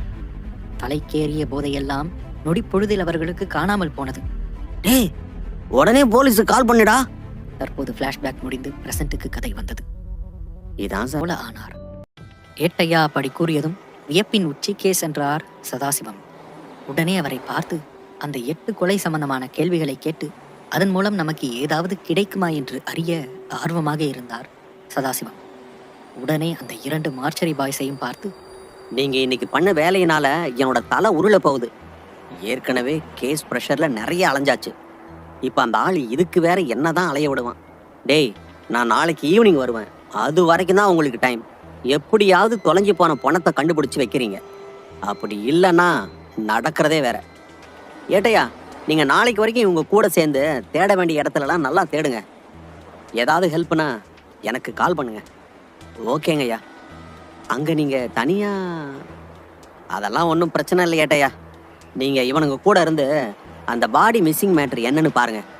நானே நாளைக்கு ஆரோக்கியதாஸ் சாரை மீட் பண்ணி பேசிக்கிறேன். ஏதாவது வேணும்னா நானும் உங்களுக்கு கால் பண்றேன். சரிங்கய்யா. சரி ஏட்டையா, மழை வர மாதிரி இருக்கு. நான் வீட்டுக்கு கிளம்புறேன். நீங்க பாத்துக்கோங்க. அங்கிருந்து காரில் ஏறி புறப்பட்டார் சதாசிவம். 30 நிமிட டிராவலில் வீட்டிற்கு சென்றார். வீட்டிற்கு சென்றதும் முதலில் அவருடைய முதல் மனைவி ஷெர்லி இருக்கும் பெட்ரூமைத்தான் நோட்டமிட்டார். நல்ல வேளையாக ஷெர்லி இன்னும் தூங்கவில்லை என்பதை பார்த்து ஆனந்தமானார். பிறகு உடனே மாடியில் இருக்கும் பெட்ரூமுக்கு சதாசிவம் சென்று தன்னுடைய போலீஸ் உடைகளை களைந்து டிஷர்ட் ட்ராக்ஸ் மாற்றிக்கொண்டு ஷெர்லியின் பெட்ரூமுக்குள் நுழைந்தார். இப்போ எதுக்கு இங்க வந்தீங்க? அவகிட்டே போக வேண்டியதானே? ஏய், அப்படிலாம் பேசாதடி. நான் எவ்வளோ ஆசையா உள்ள வந்தேன். இப்படி பேசுற? சரி, ஒழுங்கா இங்க இருந்து போங்க. முடியாது. இல்லைன்னா நான் இப்போ கத்தி பசங்களை எழுப்பிடுவேன். சரி, நம்ம மேல நம்ம பெட்ரூமுக்கு போலாம் வா. நான் வரமாட்டேன். வாடி. இந்த மாதிரி பண்ணாத. நானே 3 நாள் ஒர்க் டென்ஷன்ல எவ்வளோ அலையிறேன் தெரியுமா? அதுக்கு நான் என்ன பண்ணணும்? நீ எதுவும் பண்ண வேணாம். என்கிட்ட பழைய மாதிரி பேசினாலே போதும். எப்படி? நான் பேசினா ஐயா அப்படியே எல்லாத்தையும் கண்டுபிடிச்சு கேஸை ஃபினிஷ் பண்ணிடுவீங்களோ? கேஸை ஃபினிஷ் பண்ணணும்னா அதுக்கு கொஞ்சம் எக்ஸ்ட்ரா எஃபோர்ட் வேணும். நீங்க முதல்ல இங்க இருந்து போங்க. நான் போக மாட்டேன். நீ வந்தாதான் நான் போவேன். அப்படியா? அப்போ நான் வரமாட்டேன். நீங்க இங்கே இருங்க. அப்போ நீ வரமாட்ட? மாட்டேன். சரி விடு. அப்போ நான் அவளுக்கு ஃபோன் போட்டு கூப்பிட்டுக்கிறேன் என்று அங்கிருந்து கூறிவிட்டு கிளம்புவதற்காக கதவின் பிடியை பிடிக்கிறான். ஷெர்லியோ பின்னாலிருந்து சதாசிவத்தின் டிஷர்ட்டை பிடிக்கிறாள். இப்போ என்ன சொன்ன என்று கத்தி பேசுகிறாள். உடனே சதாசிவம் மனைவியின் வாயில் கை வைத்து, ஏய், இப்போ ஏண்டி கத்துற? மெதுவா பேசுடி. பசங்க தூங்குறாங்க. அவங்க எப்படியாவது போகட்டும். நீ இப்போ என்ன சொன்ன அதை ரிப்பீட் பண்ணு. நான் என்ன சொன்னேன்? மேலே போறேன்னு சொன்னேன். டே மயிரே, வேற ஏதோ சொன்ன அதை சொல்லு. ஏய், என்னம்மா பசங்க இருக்கிற இடத்துல கெட்ட வார்த்தையெல்லாம் பேசிட்டு? இப்போ நீ சொன்னதை சொல்றியா இல்லையா? என்று காதை பிடித்து திருவுகிறாள் ஷெர்லி. ஏய், சொல்றேன்டி. முதல்ல காதுல இருந்து கையெடு. வலிக்குதுடி என்று கூறவும் கையை எடுத்தாள் ஷெர்லி. சொல்லு, சீக்கிரம் சொல்லு. நீ வரலன்னு சொன்னல, அதனாலதான் அவளை கூப்பிடலாம்னு சொன்னேன். எவள? மேனகாவ. உனக்கு எவ்வளவு கொழுப்பு இருந்தா அப்படி சொல்லிருப்ப என பேசிக்கொண்டே மண்டையில் ஓங்கி ஒரு குட்டு வைத்தார். வலியால் கத்தினான் சதாசிவம். அந்த சத்தத்தில் உறங்கிக் கொண்டிருந்த பிள்ளைகள் எழுந்து விட்டனர். உடனே ஷெர்லி பிள்ளைகளிடம் சென்று வயிற்றின் மேல் கை வைத்து தாலாட்டி தூங்க வைத்தார். பின்னர் குழந்தைகள் தூங்கியதும் அவர்கள் இருவரும் மாடியில் இருக்கும் பெட்ரூமுக்குள் நுழைந்தனர். ஏன் 2 நாளா வீட்டுக்கு வரல? வரலையா? நான் வந்துட்டு தான் இருக்கேன். நீ தான் நான் வரதுக்குள்ள தூங்கிடுறியே. அப்புறம் நானும் பெட்ரூமை திறந்து பார்த்துட்டு போயிடுவேன். ஏன் வந்து எழுப்பியிருக்கலாமே? எழுப்ப தோணல, அதனால அப்படியே விட்டுட்டேன் என்று பேசிக் கொண்டிருக்கும் போதே ஒருவர் கையை ஒருவர் பிடித்து காதலை பரிமாறிக்கொண்டனர். நீங்க எப்ப வீட்டுக்கு வருவீங்கன்னு எதிர்பார்த்துக்கிட்டே இருந்தேன். அடிக்கடி வந்து இந்த பெட்ரூமை திறந்து பார்த்துட்டு போவேன். கதவை திறக்கிற வரைக்கும் நீங்க உள்ள இருப்பீங்கன்னு ஆசை ஒரு பக்கம் இருக்கும். ஆனா கதவை பாதி திறக்கும் போதே நீங்க அந்த ரூம்ல இருந்துடக்கூடாதுன்னு தோணிக்கிட்டே இருக்கும். இது என்னடி டிஃப்ரெண்டா இருக்கு? That psychology of women. உங்களுக்கெல்லாம் புரியாது, விடுங்க. போனாவது பண்ணிருக்கலாம்ல. நான் எதுக்கு ஃபோன் பண்ணணும்? எனக்கு தான் நீங்க தேவையே இல்லையே. சரி, அப்போ எதுக்கு என்ன தேடுன? நீங்க இப்ப என் கூட வேணும்னு தேடின.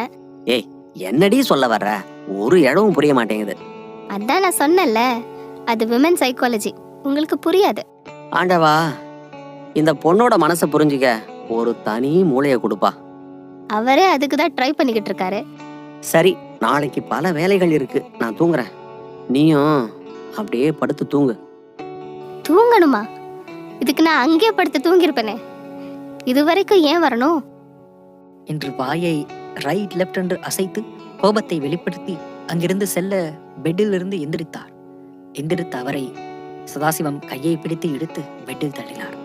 விழுந்தவுடன் ஷெர்லி மீது தனது இன்னொரு கையை வைத்து உதட்டுடன் உதடு கொண்டு வந்து ரொமான்ஸை ஆரம்பித்தார். இருவரின் காதலும் ஒன்றுள் கலந்து அவர்களின் இரவு பொழுதை இனிமையாக்கியது. மறுநாள் விடிந்தது. ஷெர்லி தூங்கிக் கொண்டே இருக்க சதாசிவம் வேகமாக ஆரோக்கியதாஸை பார்க்க செல்ல ரெடியாகினான். பிறகு தூங்கிக் கொண்டிருக்கும் ஷெர்லியை எழுப்பி, நான் கிளம்புறேன், நீ சீக்கிரம் பசங்க கிட்ட போ, பாய். நெற்றியில் முத்தமிட்டு சென்றான் சதாசிவம். பிறகு காரை எடுத்து வேகமாக ஆரோக்கியதாஸ் வீட்டிற்கு விட்டான். கடைசியாக வீட்டிற்கு வந்தடைந்து காலிங் பெல்லை அழுத்தினான். உள்ளே இருந்து தாஸின் மகன் வந்து கதவை திறந்தார். நீங்க யாரு? நான் குன்னூர் இன்ஸ்பெக்டர். சாரை பார்த்து பேசிட்டு போலாம்னு வந்தேன். சரி, உள்ள வாங்க. சதாசிவம் தன்னுடைய பூட்ஸை கழட்டி வைத்துவிட்டு உள்ளே வந்தார். வீட்டை சுற்றி முற்றி பார்த்து கொண்டே உள்ளே நுழைந்தார். இவர்தான் அப்பா என்று ஆரோக்கியதாஸை காட்டினார். கையில் வெந்நீர் வைத்துக்கொண்டு மார்பில் நரைத்த முடி, முகத்தில் சுருக்கம், கண்களின் கீழ் கண்களின் அழகை கெடுக்கும் அளவிற்கு கண் பைகள் என்று ஒரு முதுமையான தோற்றத்தில் காணப்பட்டார் தாஸ். அவரை பார்த்ததும் சதாசிவம் தன்னுடைய தொப்பியை கழட்டிவிட்டு வணக்கம் வைத்தார். சதாசிவத்தை பார்த்ததும் தாஸ் தன்னுடைய தழுதழுத்த குரலில் பேச ஆரம்பித்தார். நீங்க? ஐயா, நான் குன்னூர் இன்ஸ்பெக்டர், பேரு சதாசிவம். நீங்க சில ஆண்டுகளுக்கு முன்னாடி ஹேண்டில் பண்ண அந்த சாந்தி மேன்ஷன் பத்தின ஒரு நியூ கேஸ்ல இப்போ நான் தான் ஒர்க் பண்றேன் என்று சதாசிவம் கூறி முடித்ததும் தான் கையில் வைத்திருந்த வெந்நீர் கொப்பரையை கை நடுக்கத்தில் கீழே போட்டார் தாஸ். உடனே அதை கண்டதும் பதறிப்போன மகன் உடனே அப்பாவுக்கு உதவ வந்தான். அப்பா, என்னப்பாச்சு என்று பேசிக்கொண்டே கீழே இருக்கும் அந்த கிளாஸை குனிந்து எடுத்தார். எனக்கு ஒன்றும் இல்லைப்பா, கை ஸ்லிப்பாகி கீழே விழுந்துருச்சு. தாஸின் மகன் உடனே சதாசிவத்திடம் திரும்பினான். சார், நீங்க அந்த மேன்ஷன் பத்தி தான் எங்க அப்பா கிட்ட பேச வந்தீங்கன்னு எனக்கு முன்னாடியே தெரிஞ்சிருந்தா நான் உங்களை உள்ளே விட்டுருக்க மாட்டேன். சார், அவரே இப்பதானே குணமாகி வந்திருக்காரு. ப்ளீஸ் சார், எனக்கு எங்க அப்பா முக்கியம். நீங்க தயவு செஞ்சு இங்க இருந்து போயிருங்க சார். விடுப்பா விடுப்பா, அவர் எங்கிட்ட ஏதோ முக்கியமான விஷயம்தான் பேச வந்திருக்காரு. நாங்க பேசிக்கிறோம், நீ விடு அவரை என்று மகனிடம் சொல்கிறார் தாஸ். தம்பி, நீ வெளியிருப்பா, நான் பேசிட்டு உன்னை அப்புறமா கூப்பிடுறேன். அப்பா சொன்னதும் தாஸின் மகன் வெளியே சென்றான். நீங்க என்ன சொன்னீங்க? சாந்தி மேன்ஷனா? ஆமா சார், சாந்தி மேன்ஷன் தான். ஏன், என்னாச்சு? என் வாழ்க்கையோட ஆரம்பம், முடிவு எல்லாமே அதுதான். ஏன் அப்படி சொல்றீங்க? என்னாச்சு? அதை விடுங்க, நீங்க என்ன விஷயமா இங்க வந்தீங்க அதை சொல்லுங்க. ஐயா, ரீசெண்டா அங்க 2 கொலை நடந்துச்சு. ஆனா அந்த கொலைக்கு சம்பந்தமான ஆள் யாருன்னு நிறைய விசாரிச்சோம். ஆனா இன்னும் என்னால கண்டுபிடிக்கவே முடியல. அதனாலதான் நீங்க உங்க டைம்ல விசாரிச்சப்போ எந்த மெத்தட்ல எந்த மாதிரி விசாரிச்சீங்கன்னு தெரிஞ்சா அது எனக்கு கொஞ்சம் உதவியா இருக்கும்னு கேட்க வந்தேன். உங்களால அந்த கேஸை முடிக்க முடியாது என்று ஆரோக்கியதாஸ் சொன்னதும் ஆடிப்போனார் சதாசிவம். ஏன் சார் அப்படி சொல்றீங்க? எதனால என்னால முடிக்க முடியாது? ஏன்னா அந்த மேன்ஷனோட சாபம் அப்படி. ஊர்ல எல்லாரும் சொல்லியிருப்பாங்களே, அது ஒரு சபிக்கப்பட்ட மேன்ஷன். ஆமா சார், நானும் அதை கேள்விப்பட்டேன். சொல்லப்போனால் அதில் ஒரு 8 கொலை நடந்திருக்கு. அந்த கேஸை நீங்கள் தான் ஹேண்டில் பண்ணியிருக்கீங்க. கடைசியாக அந்த கொலைகாரனை உங்களால் கண்டுபிடிக்க முடியல. உங்களுக்கு முன்னாடி உங்கள் இடத்துல இருந்தவங்களாலையும் அதை கண்டுபிடிக்க முடியல என்று சதாசிவம் பேசிக்கொண்டே இருக்கும்போது ஆரோக்கியதாஸ் இடைமறித்தார். என்னால் கண்டுபிடிக்க முடியல. ஆமாம், என்னோட தோல்வியை நான் ஒத்துக்கிறேன்.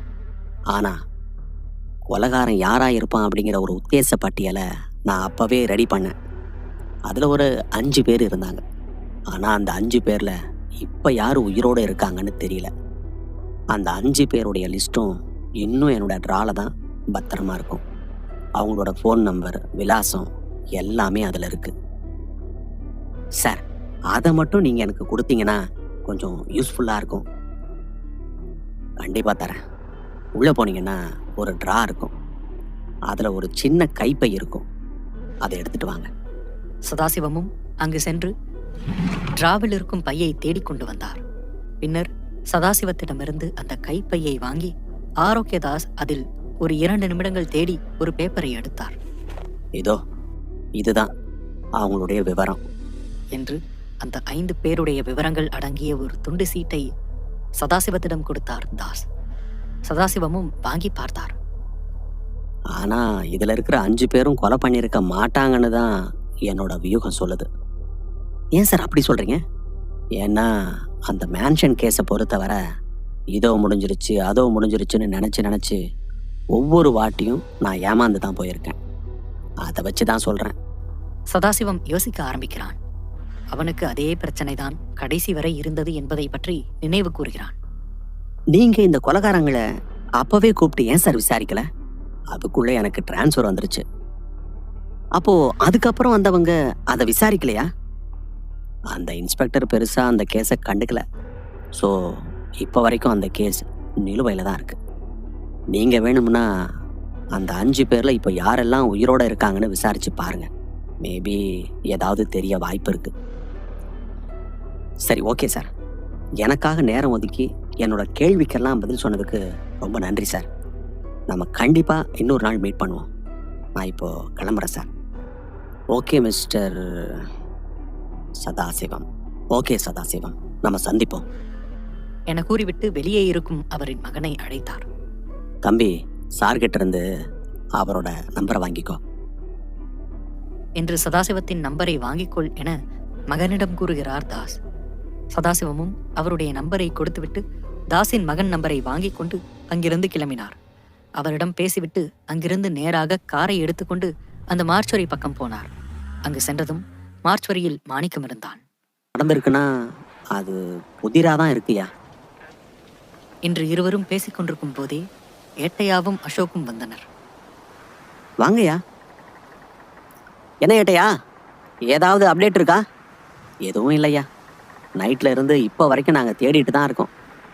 சாப்பிட கூட இல்லை, பல்லு கூட விளக்கல. இந்த காட்டு பகுதியில் எவன் எடுத்துகிட்டு போயிருப்பான்னு யோசிக்க முடியல ஐயா. அப்படியே கரடி ஏதாச்சும் எடுத்துகிட்டு போயிருந்தாலும் ரொம்ப தூரம் எடுத்துகிட்டு போயிருக்காது. பக்கத்தில் தான் போட்டிருக்கோம். ஆனால் இங்கே கரடி வந்த தடயமும் இல்லை. ரொம்ப குழப்பமாக இருக்குயா. என்ன கூறுவதென்றே தெரியாமல் மலைத்து போயிருந்தார் சதாசிவம். சரிங்கய்யா, நீங்கள் போன விஷயம் என்னாச்சு? தாஸ் சார்கிட்ட பேசுனீங்களா? பேசினேன் ஏட்டையா. காலையில் 7 மணிக்கு வீட்டில் இருந்து கிளம்பி தாஸ் சார் வீட்டுக்கு ரீச் ஆகிட்டேன். அவர்கிட்ட பேசுனதில் ஒரே ஒரு குழு மட்டும் எனக்கு கிடைச்சது ஏட்டையா. அந்த டைமில் அந்த 8 கொலையில் அவர் சந்தேகிக்கிற நபர்களோட லிஸ்ட்டு மட்டும் போட்டு வச்சுருந்தார். அந்த டீட்டெயில்ஸ் பற்றி விசாரித்து முடிக்கிறதுக்குள்ளே அவருக்கு டிரான்ஸ்ஃபர் வந்துருச்சான். அதுக்கப்புறம் அந்த கேஸு இன்னொரு இன்ஸ்பெக்டர் கிட்ட போயிருக்கு. ஆனால் அந்த இன்ஸ்பெக்டர் அதுக்கப்புறம் அந்த கேஸை பற்றி பெருசாக கண்டுக்கலையாம். நான் என்ன நினைக்கிறேன்னா, அந்த 8 பேரை யார் கொலை பண்ணியிருப்பாங்கன்னு ஒரு சஸ்பெக்ட் லிஸ்ட்டு அவர் எனக்கு கொடுத்தாருல்ல, அதில் இப்போதைக்கு உயிரோடு இருக்கிறது யாருன்னு கூப்பிட்டு வச்சு ஒரு விசாரணையை போட்டால் ஒரு ஐடியா வரும்னு தோணுது ஏட்டையா. நீங்கள் என்ன சொல்கிறீங்க? சரிங்கய்யா, அப்படி கூட பண்ணி பார்க்கலாம். நமக்கு ஏதாவது ஒரு ரூட் கிடைச்சா கண்டிப்பாக அதில் வண்டியை ஓட்டிகிட்டு போயிடலாம். ஆனால் அந்த ரூட் கிடைக்கணுமே, அதுதான் பெரிய பிரச்சனையாக இருக்குது. ரூட்டை கண்டுபிடிச்சிடலாம் ஏட்டையா. அந்த 5 பேரோட அட்ரஸுக்கு போகலாம் வாங்க. டேய், நீங்கள் 2 பேரும் நைட் வரைக்கும் தேடுறீங்க. நடுவில் ஏதாவது ரெஸ்ட் எடுக்கிறீங்கன்னு தெரிஞ்சுது, தொலைச்சிடுவேன் என கூறிவிட்டு அங்கிருந்து காரை எடுத்துக்கொண்டு அதில் இருக்கும் முதல் அட்ரஸுக்கு சென்றனர். 40 நிமிட டிராவலுக்கு பின்னர் முதல் அட்ரஸுக்கு வந்தடைந்தனர். அங்கு ஓரமாக வண்டியை பார்க் செய்துவிட்டு அந்த வீட்டின் கதவுகளை தட்டினர். வெகு நேரமாகியும் யாரும் கதவை திறக்கவில்லை. பின்னர் மீண்டும் மீண்டும் கதவை தட்ட ஒரு பெண்மணி கதவை திறந்தார். இது மனோஜ் வீடு தானே? ஆமாம் சார். அவர் இருக்காரா? அவர் இறந்து 4 வருஷம் ஆகுது சார். ஓ சாரிம்மா. உங்கள் கணவர் எப்படி இறந்தாரு? ட்ரெயினில் தற்கொலை பண்ணிக்கிட்டாரு சார். என்ன சார், ஏதாவது பிரச்சனையா? அதெல்லாம் ஒன்றும் இல்லைம்மா, சும்மா ஒரு என்கொயரி தான். அப்போ இருந்த வாண்டட் லிஸ்ட் ஆளுங்க இப்போ யாரெல்லாம் இருக்காங்கன்னு ஒரு கணக்கெடுப்பு நடத்துகிறோம், அவ்வளோதான். வேறு அட்ரஸுக்கு செல்ல தயாராகினர். அடுத்த அட்ரஸ் அங்கிருந்து 30 நிமிட டிராவலில் இருந்தது. அங்கு சென்றதும் அந்த வீடு பூட்டப்பட்டிருந்தது. வீட்டுக்கு அருகில் இருக்கும் ஒரு 35 வயது மதிக்கத்தக்க நபரிடம் சென்று கேட்டனர். இது செந்தில் வீடு தானே? செந்திலா? அப்படின்னு யாரும் இங்கே இல்லையே என்று அவர் கூற, உடனே பின்னாடி இருந்து ஒரு நபர் குறுக்கிட்டார். செந்திலா? உடனே ஏட்டையாவும் சதாசிவமும் திரும்பி பார்த்தனர். ஆமா, செந்தில் தான். செந்தில் இறந்து 5 வருஷம் ஆச்சு. அவங்க குடும்பம் இப்ப பாண்டிச்சேரிக்கு ஷிஃப்ட் ஆயிட்டாங்க. அவர் ஊருக்கு புதுசு, அதான் அவருக்கு தெரியல. சரிப்பா, ஓகே என்று கூறிவிட்டு அடுத்தடுத்து 2 இடங்களுக்கு சென்றனர். எங்கேயும் அவர்களுக்கு சந்தேகப்படும்படி எதுவும் தோன்றவில்லை. இதனால் கடைசி சான்ஸ் இதுதான் என்று மனதில் வைத்து கடைசி வீடான சந்தேக குற்றவாளி ஜான்சன் வீட்டிற்கு சென்றனர். ஏட்டையா சென்று கதவை தட்டினார். தட்டியதும் உடனே ஜான்சனின் மனைவி கதவை திறந்தார். ஜான்சன் வீடு தானே? ஆமாம் சார், சொல்லுங்க. என் புருஷனை பற்றி ஏதாவது தகவல் தெரிஞ்சுதா? இருவரும் இதை கேட்டதும் என்ன சொல்வதென்றே தெரியாமல் திகைத்து நின்றனர். சதாசிவம் உடனே பேச வந்த ஏட்டையாவை நிறுத்தி, பார்த்துட்டே தாமா இருக்கோம், அதை பத்தி கேட்கலாம்னு தான் வந்தோம். கொஞ்சம் குடிக்க தண்ணி கிடைக்குமா? உடனே ஜான்சன் மனைவி தண்ணி கொண்டு வர சென்றாள். அப்போதுதான் சுவற்றில் ஜான்சனின் மனைவி ஜான்சனுடன் இருக்கும் போட்டோ தொங்கவிடப்பட்டிருந்தது. அதை கண்டதும் சதாசிவம் மற்றும் முத்து அதிர்ச்சியாகினர். ஏனென்றால் அதில் இருந்தது வேறு யாரும் இல்லை, ஜானிதான். அந்த அதிர்ச்சியை தாங்க முடியாமல் ஜான்சனின் மனைவி தண்ணி கொண்டு வருவதற்குள் உடனே போலீஸ் ஸ்டேஷனுக்கு விரைந்தனர் இருவரும். அதிவேகமாக காரை ஸ்டேஷனுக்கு வெளியே பார்க் செய்துவிட்டு டோரை திறந்து சிங்கம் போல உள்ளே நுழைந்தார் சதாசிவம். எங்க அந்த ஜானி என கூறிக்கொண்டே லாக்கப் சாவியை எடுத்துக்கொண்டு லாக்கப் பக்கம் சென்றார். பின்னர் கையில் ஒரு லத்தியை வைத்துக்கொண்டு லாக்கப்பை திறந்து உள்ளே இருக்கும் ஜானியை என்ன ஏது என்று கூட சொல்லாமல் சரமாரியாக அடிக்க ஆரம்பித்தார். ஜானி வடி தாங்க முடியாமல் கதறுகிறான். சார், அடிக்காதீங்க சார், சார் வலிக்குது சார், என்னன்னு சொல்லுங்க. ஆனால் ஜானி பேசுவதை கொஞ்சம் கூட காதில் போட்டுக்கொள்ளாமல் மீண்டும் மீண்டும் லத்தியை கொண்டு லெஃப்ட் ரைட் வாங்குகிறார் சதாசிவம். இதை தூரத்திலிருந்து ஏட்டையாவும் பார்த்து கொண்டிருக்கிறார். பக்கத்தில் இருக்கும் ரைட்டர் ஏட்டையாவிடம் பேச முற்படுகிறார். ஏட்டையா, என்ன சமாச்சாரம்? ஏதாவது சிக்கல் ஆயிடுச்சா? இவன் தாயா பெரிய வேலையை பார்த்துட்டு போயிருக்கான். அதுக்கு தான் சார் டென்ஷன் ஆயிட்டு மொத்துன்னு மொத்துறாரு. சார் சார் என்னன்னு சொல்லிட்டு அடிங்க சார், ரொம்ப வலிக்குது சார். உடனே அடிப்பதை நிறுத்திவிட்டு அவனின் காலரை பிடித்துக்கொண்டு மேலே தூக்குகிறார் சதாசிவம். டேய், 25 வருஷத்துக்கு முன்னாடியே அந்த மேன்ஷன்ல நடந்த கொலையோட கொலையாளிங்க சந்தேக லிஸ்ட்ல நீ இருந்திருக்க. நகையே போடாத ஒருத்தங்கிட்ட இருந்து நகைகளை எடுத்திருக்கேன்னு சொல்ற. ஜான்சனுங்கிற உன்னோட பேரை ஜானின்னு சொல்ற. இன்னும் எத்தனை பொய் தாண்டா சொல்லுவ? ஐயா, என் பேரு ஜான்சன் தாயா, அதை சுருக்கி தான் ஜானின்னு வச்சுக்கிட்டேன். ஜானி கோனின்னு நீ வச்ச செல்ல பேர்லாம் நான் அவங்ககிட்ட கேட்டேனா? நான் அவங்ககிட்ட கேட்டப்போ நீ என்ன சொன்ன? என் பேரு ஜானின்னு சொன்னேன். ஏன் ஜான்சன் சொன்னா வலிக்குதோ? இதுக்கு மேலேயும் உன்னை சும்மா விடுறதா இல்லை. ஏட்டையா, எஃப்ஐஆரை போட்டு இவனை கோர்ட்டில் ஏற்றுங்க. அந்த 2 கொலையும் பண்ணது இவன் தான். அந்த பொண்ணோட பாடி மிஸ் ஆனதுக்கு காரணமும் இவனாக தான் இருப்பான். ஐயா ஐயா, நான் சொல்றத முழுசா கேளுங்கய்யா. டேய், நீ எதுவும் பேசாத, ஒழுங்கு மரியாதையா இரு. இனிமேலும் உன்னை நம்பி நாங்க சும்மா இருந்தா நாங்க தான் முட்டாள். ஐயா, என் பேரு ஜான்சன் தான், அதுல எந்த விதமான மாற்றமும் கிடையாது. ஆனா எனக்கும் இதுக்கு முன்னாடி நடந்த அந்த கொலைக்கும் கூட சம்பந்தம் இல்லையா. இதை பத்தி என்கிட்ட 25 வருஷத்துக்கு முன்னாடியே விசாரிச்சாங்க. இப்போ உங்களுக்கு அந்த தகவல் எங்கிருந்து கிடைச்சதுன்னு எனக்கு தெரியலையா. நான் இந்த 2 கேஸ்லயும் நிரபராதி தான்யா. டேய், இந்த கேஸ்ல எல்லாமே உனக்கு அகைன்ஸ்டா தான் இருக்கு. எதை வச்சு இதை நீ பண்ணியிருக்க மாட்டேன்னு சொல்லி எங்களை நம்ப சொல்ற? உடனே ஏட்டையாவை திரும்பி பார்த்து, ஏட்டையா, இவன் இங்கே தான் இருப்பான். சோறு தண்ணின்னு எதையும் கொடுக்காதீங்க. அடுத்து நம்ம விசாரிக்க போற விசாரணையில இவன் எல்லா உண்மையும் சொல்லுவான். சொல்ல வைப்பேன் என கூறிவிட்டு லாக்கப்பிலிருந்து வெளியே சென்றதும் ஆரோக்கியதாசிடமிருந்து சதாசிவத்திற்கு கால் வந்தது. ஏட்டையா, தாஸ் சார் தான் கால் பண்றாரு. எடுத்து பேசுங்க சார், ஏதாவது முக்கியமா இருக்க போகுது என்று கூறி முடிக்கவும் போனை எடுத்து பேசுகிறார். ஹலோ, நிச்சயமா அவர்கிட்ட ஹெல்ப் கேட்குறேன். நல்லது சதாசிவம். அதே போல நான் உங்களுக்கு இன்னொரு விஷயமும் சொல்றேன். அவரே குன்னூருக்கு ஓய்வெடுக்கத்தான் வந்திருக்காரு. ஒருவேளை உங்களோட கேஸுக்கு அவர் ஹெல்ப் பண்ண மாட்டேன்னு சொல்லிட்டாருன்னா என்னோட சிபாரிசை நீங்க எதிர்பார்க்காதீங்க சதாசிவம் என கூறி அவர் அந்த ஒரு காரணத்துக்காக மட்டும் அதை சொல்லல. அதுக்கு பின்னாடி இன்னொரு காரணமும் இருக்கு. நான் அந்த சஸ்பெக்ட் லிஸ்டோட நேம் எடுக்கிறப்போ ஜான்சன்ற ஒரு பேரு என் லிஸ்ட்ல ஆட் ஆனதுக்கு முக்கியமான காரணம் என்னன்னா, அந்த கொலை நடந்த டைம்ல அவன் அங்க திருட வந்திருக்கான். இதை கேட்டதும் சதாசிவம் திகைத்து போனார். இந்த ஒரே ஒரு காரணத்துக்காக மட்டும்தான் அவனை அந்த லிஸ்ட்ல வச்சிருந்தேன். ஆனா நான் லிஸ்ட்ல எழுதியிருந்த மற்ற 4 பேருக்கு பின்னாடியும் ஏகப்பட்ட கொலை கேஸ் இருக்கு. ஒரு போலீஸ்காரனா இதை வச்சு மட்டும் ஒருத்தன் கொலைகாரன் இல்லைன்னு சொல்லிட முடியாது. ஆனா எனக்கு என்னமோ ஜான்சன் இதை பண்ணியிருக்க மாட்டான்னு தான் தோணுது. ஐ திங்க் நீங்க வேற ஒரு ஆங்கிள் இருந்து இந்த கேஸை பார்த்தீங்கன்னா உங்களுக்கு நிறைய துப்புகள் கிடைக்க வாய்ப்பு இருக்கு. அதான் நான் சொல்றேன்ல, நீங்க முதல்ல பாபு கிட்ட போங்க. உங்களுக்கு வேற ஒரு டைமென்ஷன்ல இந்த கேஸ் ஓபன் ஆகும். சரி சார், போறேன். உடனே வேகமாக அங்கிருந்து கிளம்பி காரை எடுத்தார் சதாசிவம். வரும் வழியெல்லாம் ஆரோக்கியதாஸ் சொன்னதை ஆழமாக யோசித்து அவருக்குள்ளேயே பேசிக்கொண்டார். முதல்ல ஹேண்ட் ரிட்டன் டெஸ்ட் எடுத்தோம். அப்புறம் லவர்ஸ் கிட்ட இன்வெஸ்டிகேஷன் பண்ணோம். அது மூலமா ஜானி கிட்ட போனோம். இப்ப ஜானி மூலமா பாபு சாரோடைய ஒரு ஆளை சஸ்பெக்ட் பண்ணோம்.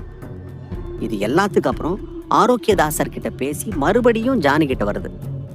இந்த கேஸ் எப்படி போய் முடிய போகுதுன்னு ஒரு ஐடியா கூட இல்லையே என்று கூறிக்கொண்டு அவருக்கு அவராகவே புலம்பிக் கொண்டிருந்தார். பின்னர் சதாசிவத்திற்கு ஏட்டையாவிடமிருந்து கால் வந்தது. என்ன சார், ஏதாவது தெரிஞ்சுதா? ஒன்னும் தெரியல ஏட்டையா. நம்மோட வியூகம்தான் ஒவ்வொரு முறையும் தப்பாயிட்டே போகுதோன்னு ரொம்ப தோணிட்டே இருக்கு. ஏன்னா ஒவ்வொரு அடியும் நம்ம எடுத்து வைக்கும்போது 10 அடி கீழே இறங்குறோம். இந்த கேஸ்ல இன்னும் நம்ம எதையோ பெருசா மிஸ் பண்றோம் ஏட்டையா. பச்சையா அது நம்ம கண்ணு முன்னாடியே தெரியுது. நம்ம தான் அதை பார்க்க மாட்டோம். அது என்னன்னு கண்டுபிடிக்கணும். தொடர்ந்து போன் காலில் ஏட்டையாவிடம் பேசிக் கொண்டிருக்கிறார் சதாசிவம். இப்போ கூட ஜானியை பத்தி தான் சார்கிட்ட பேசிட்டு இருந்தேன். ரொம்ப ஷுவரா ஜானி இதை பண்ணியிருக்க மாட்டான்னு அவர் ஒரு பாயிண்ட் சொல்றாரு. எனக்கு என்ன பண்றதுன்னே புரியல ஏட்டையா. இங்க ஒன்றும் பதட்டமாகாதீங்க ஐயா, எல்லாமே நல்லதா நடக்கும். சரி ஏட்டையா, அந்த பொண்ணோட பாடி மிஸ்ஸிங் மேட்டர் என்னாச்சு? ஏதாவது லீடு கிடைச்சதா? இப்பதான் ஐயா கேட்டேன்.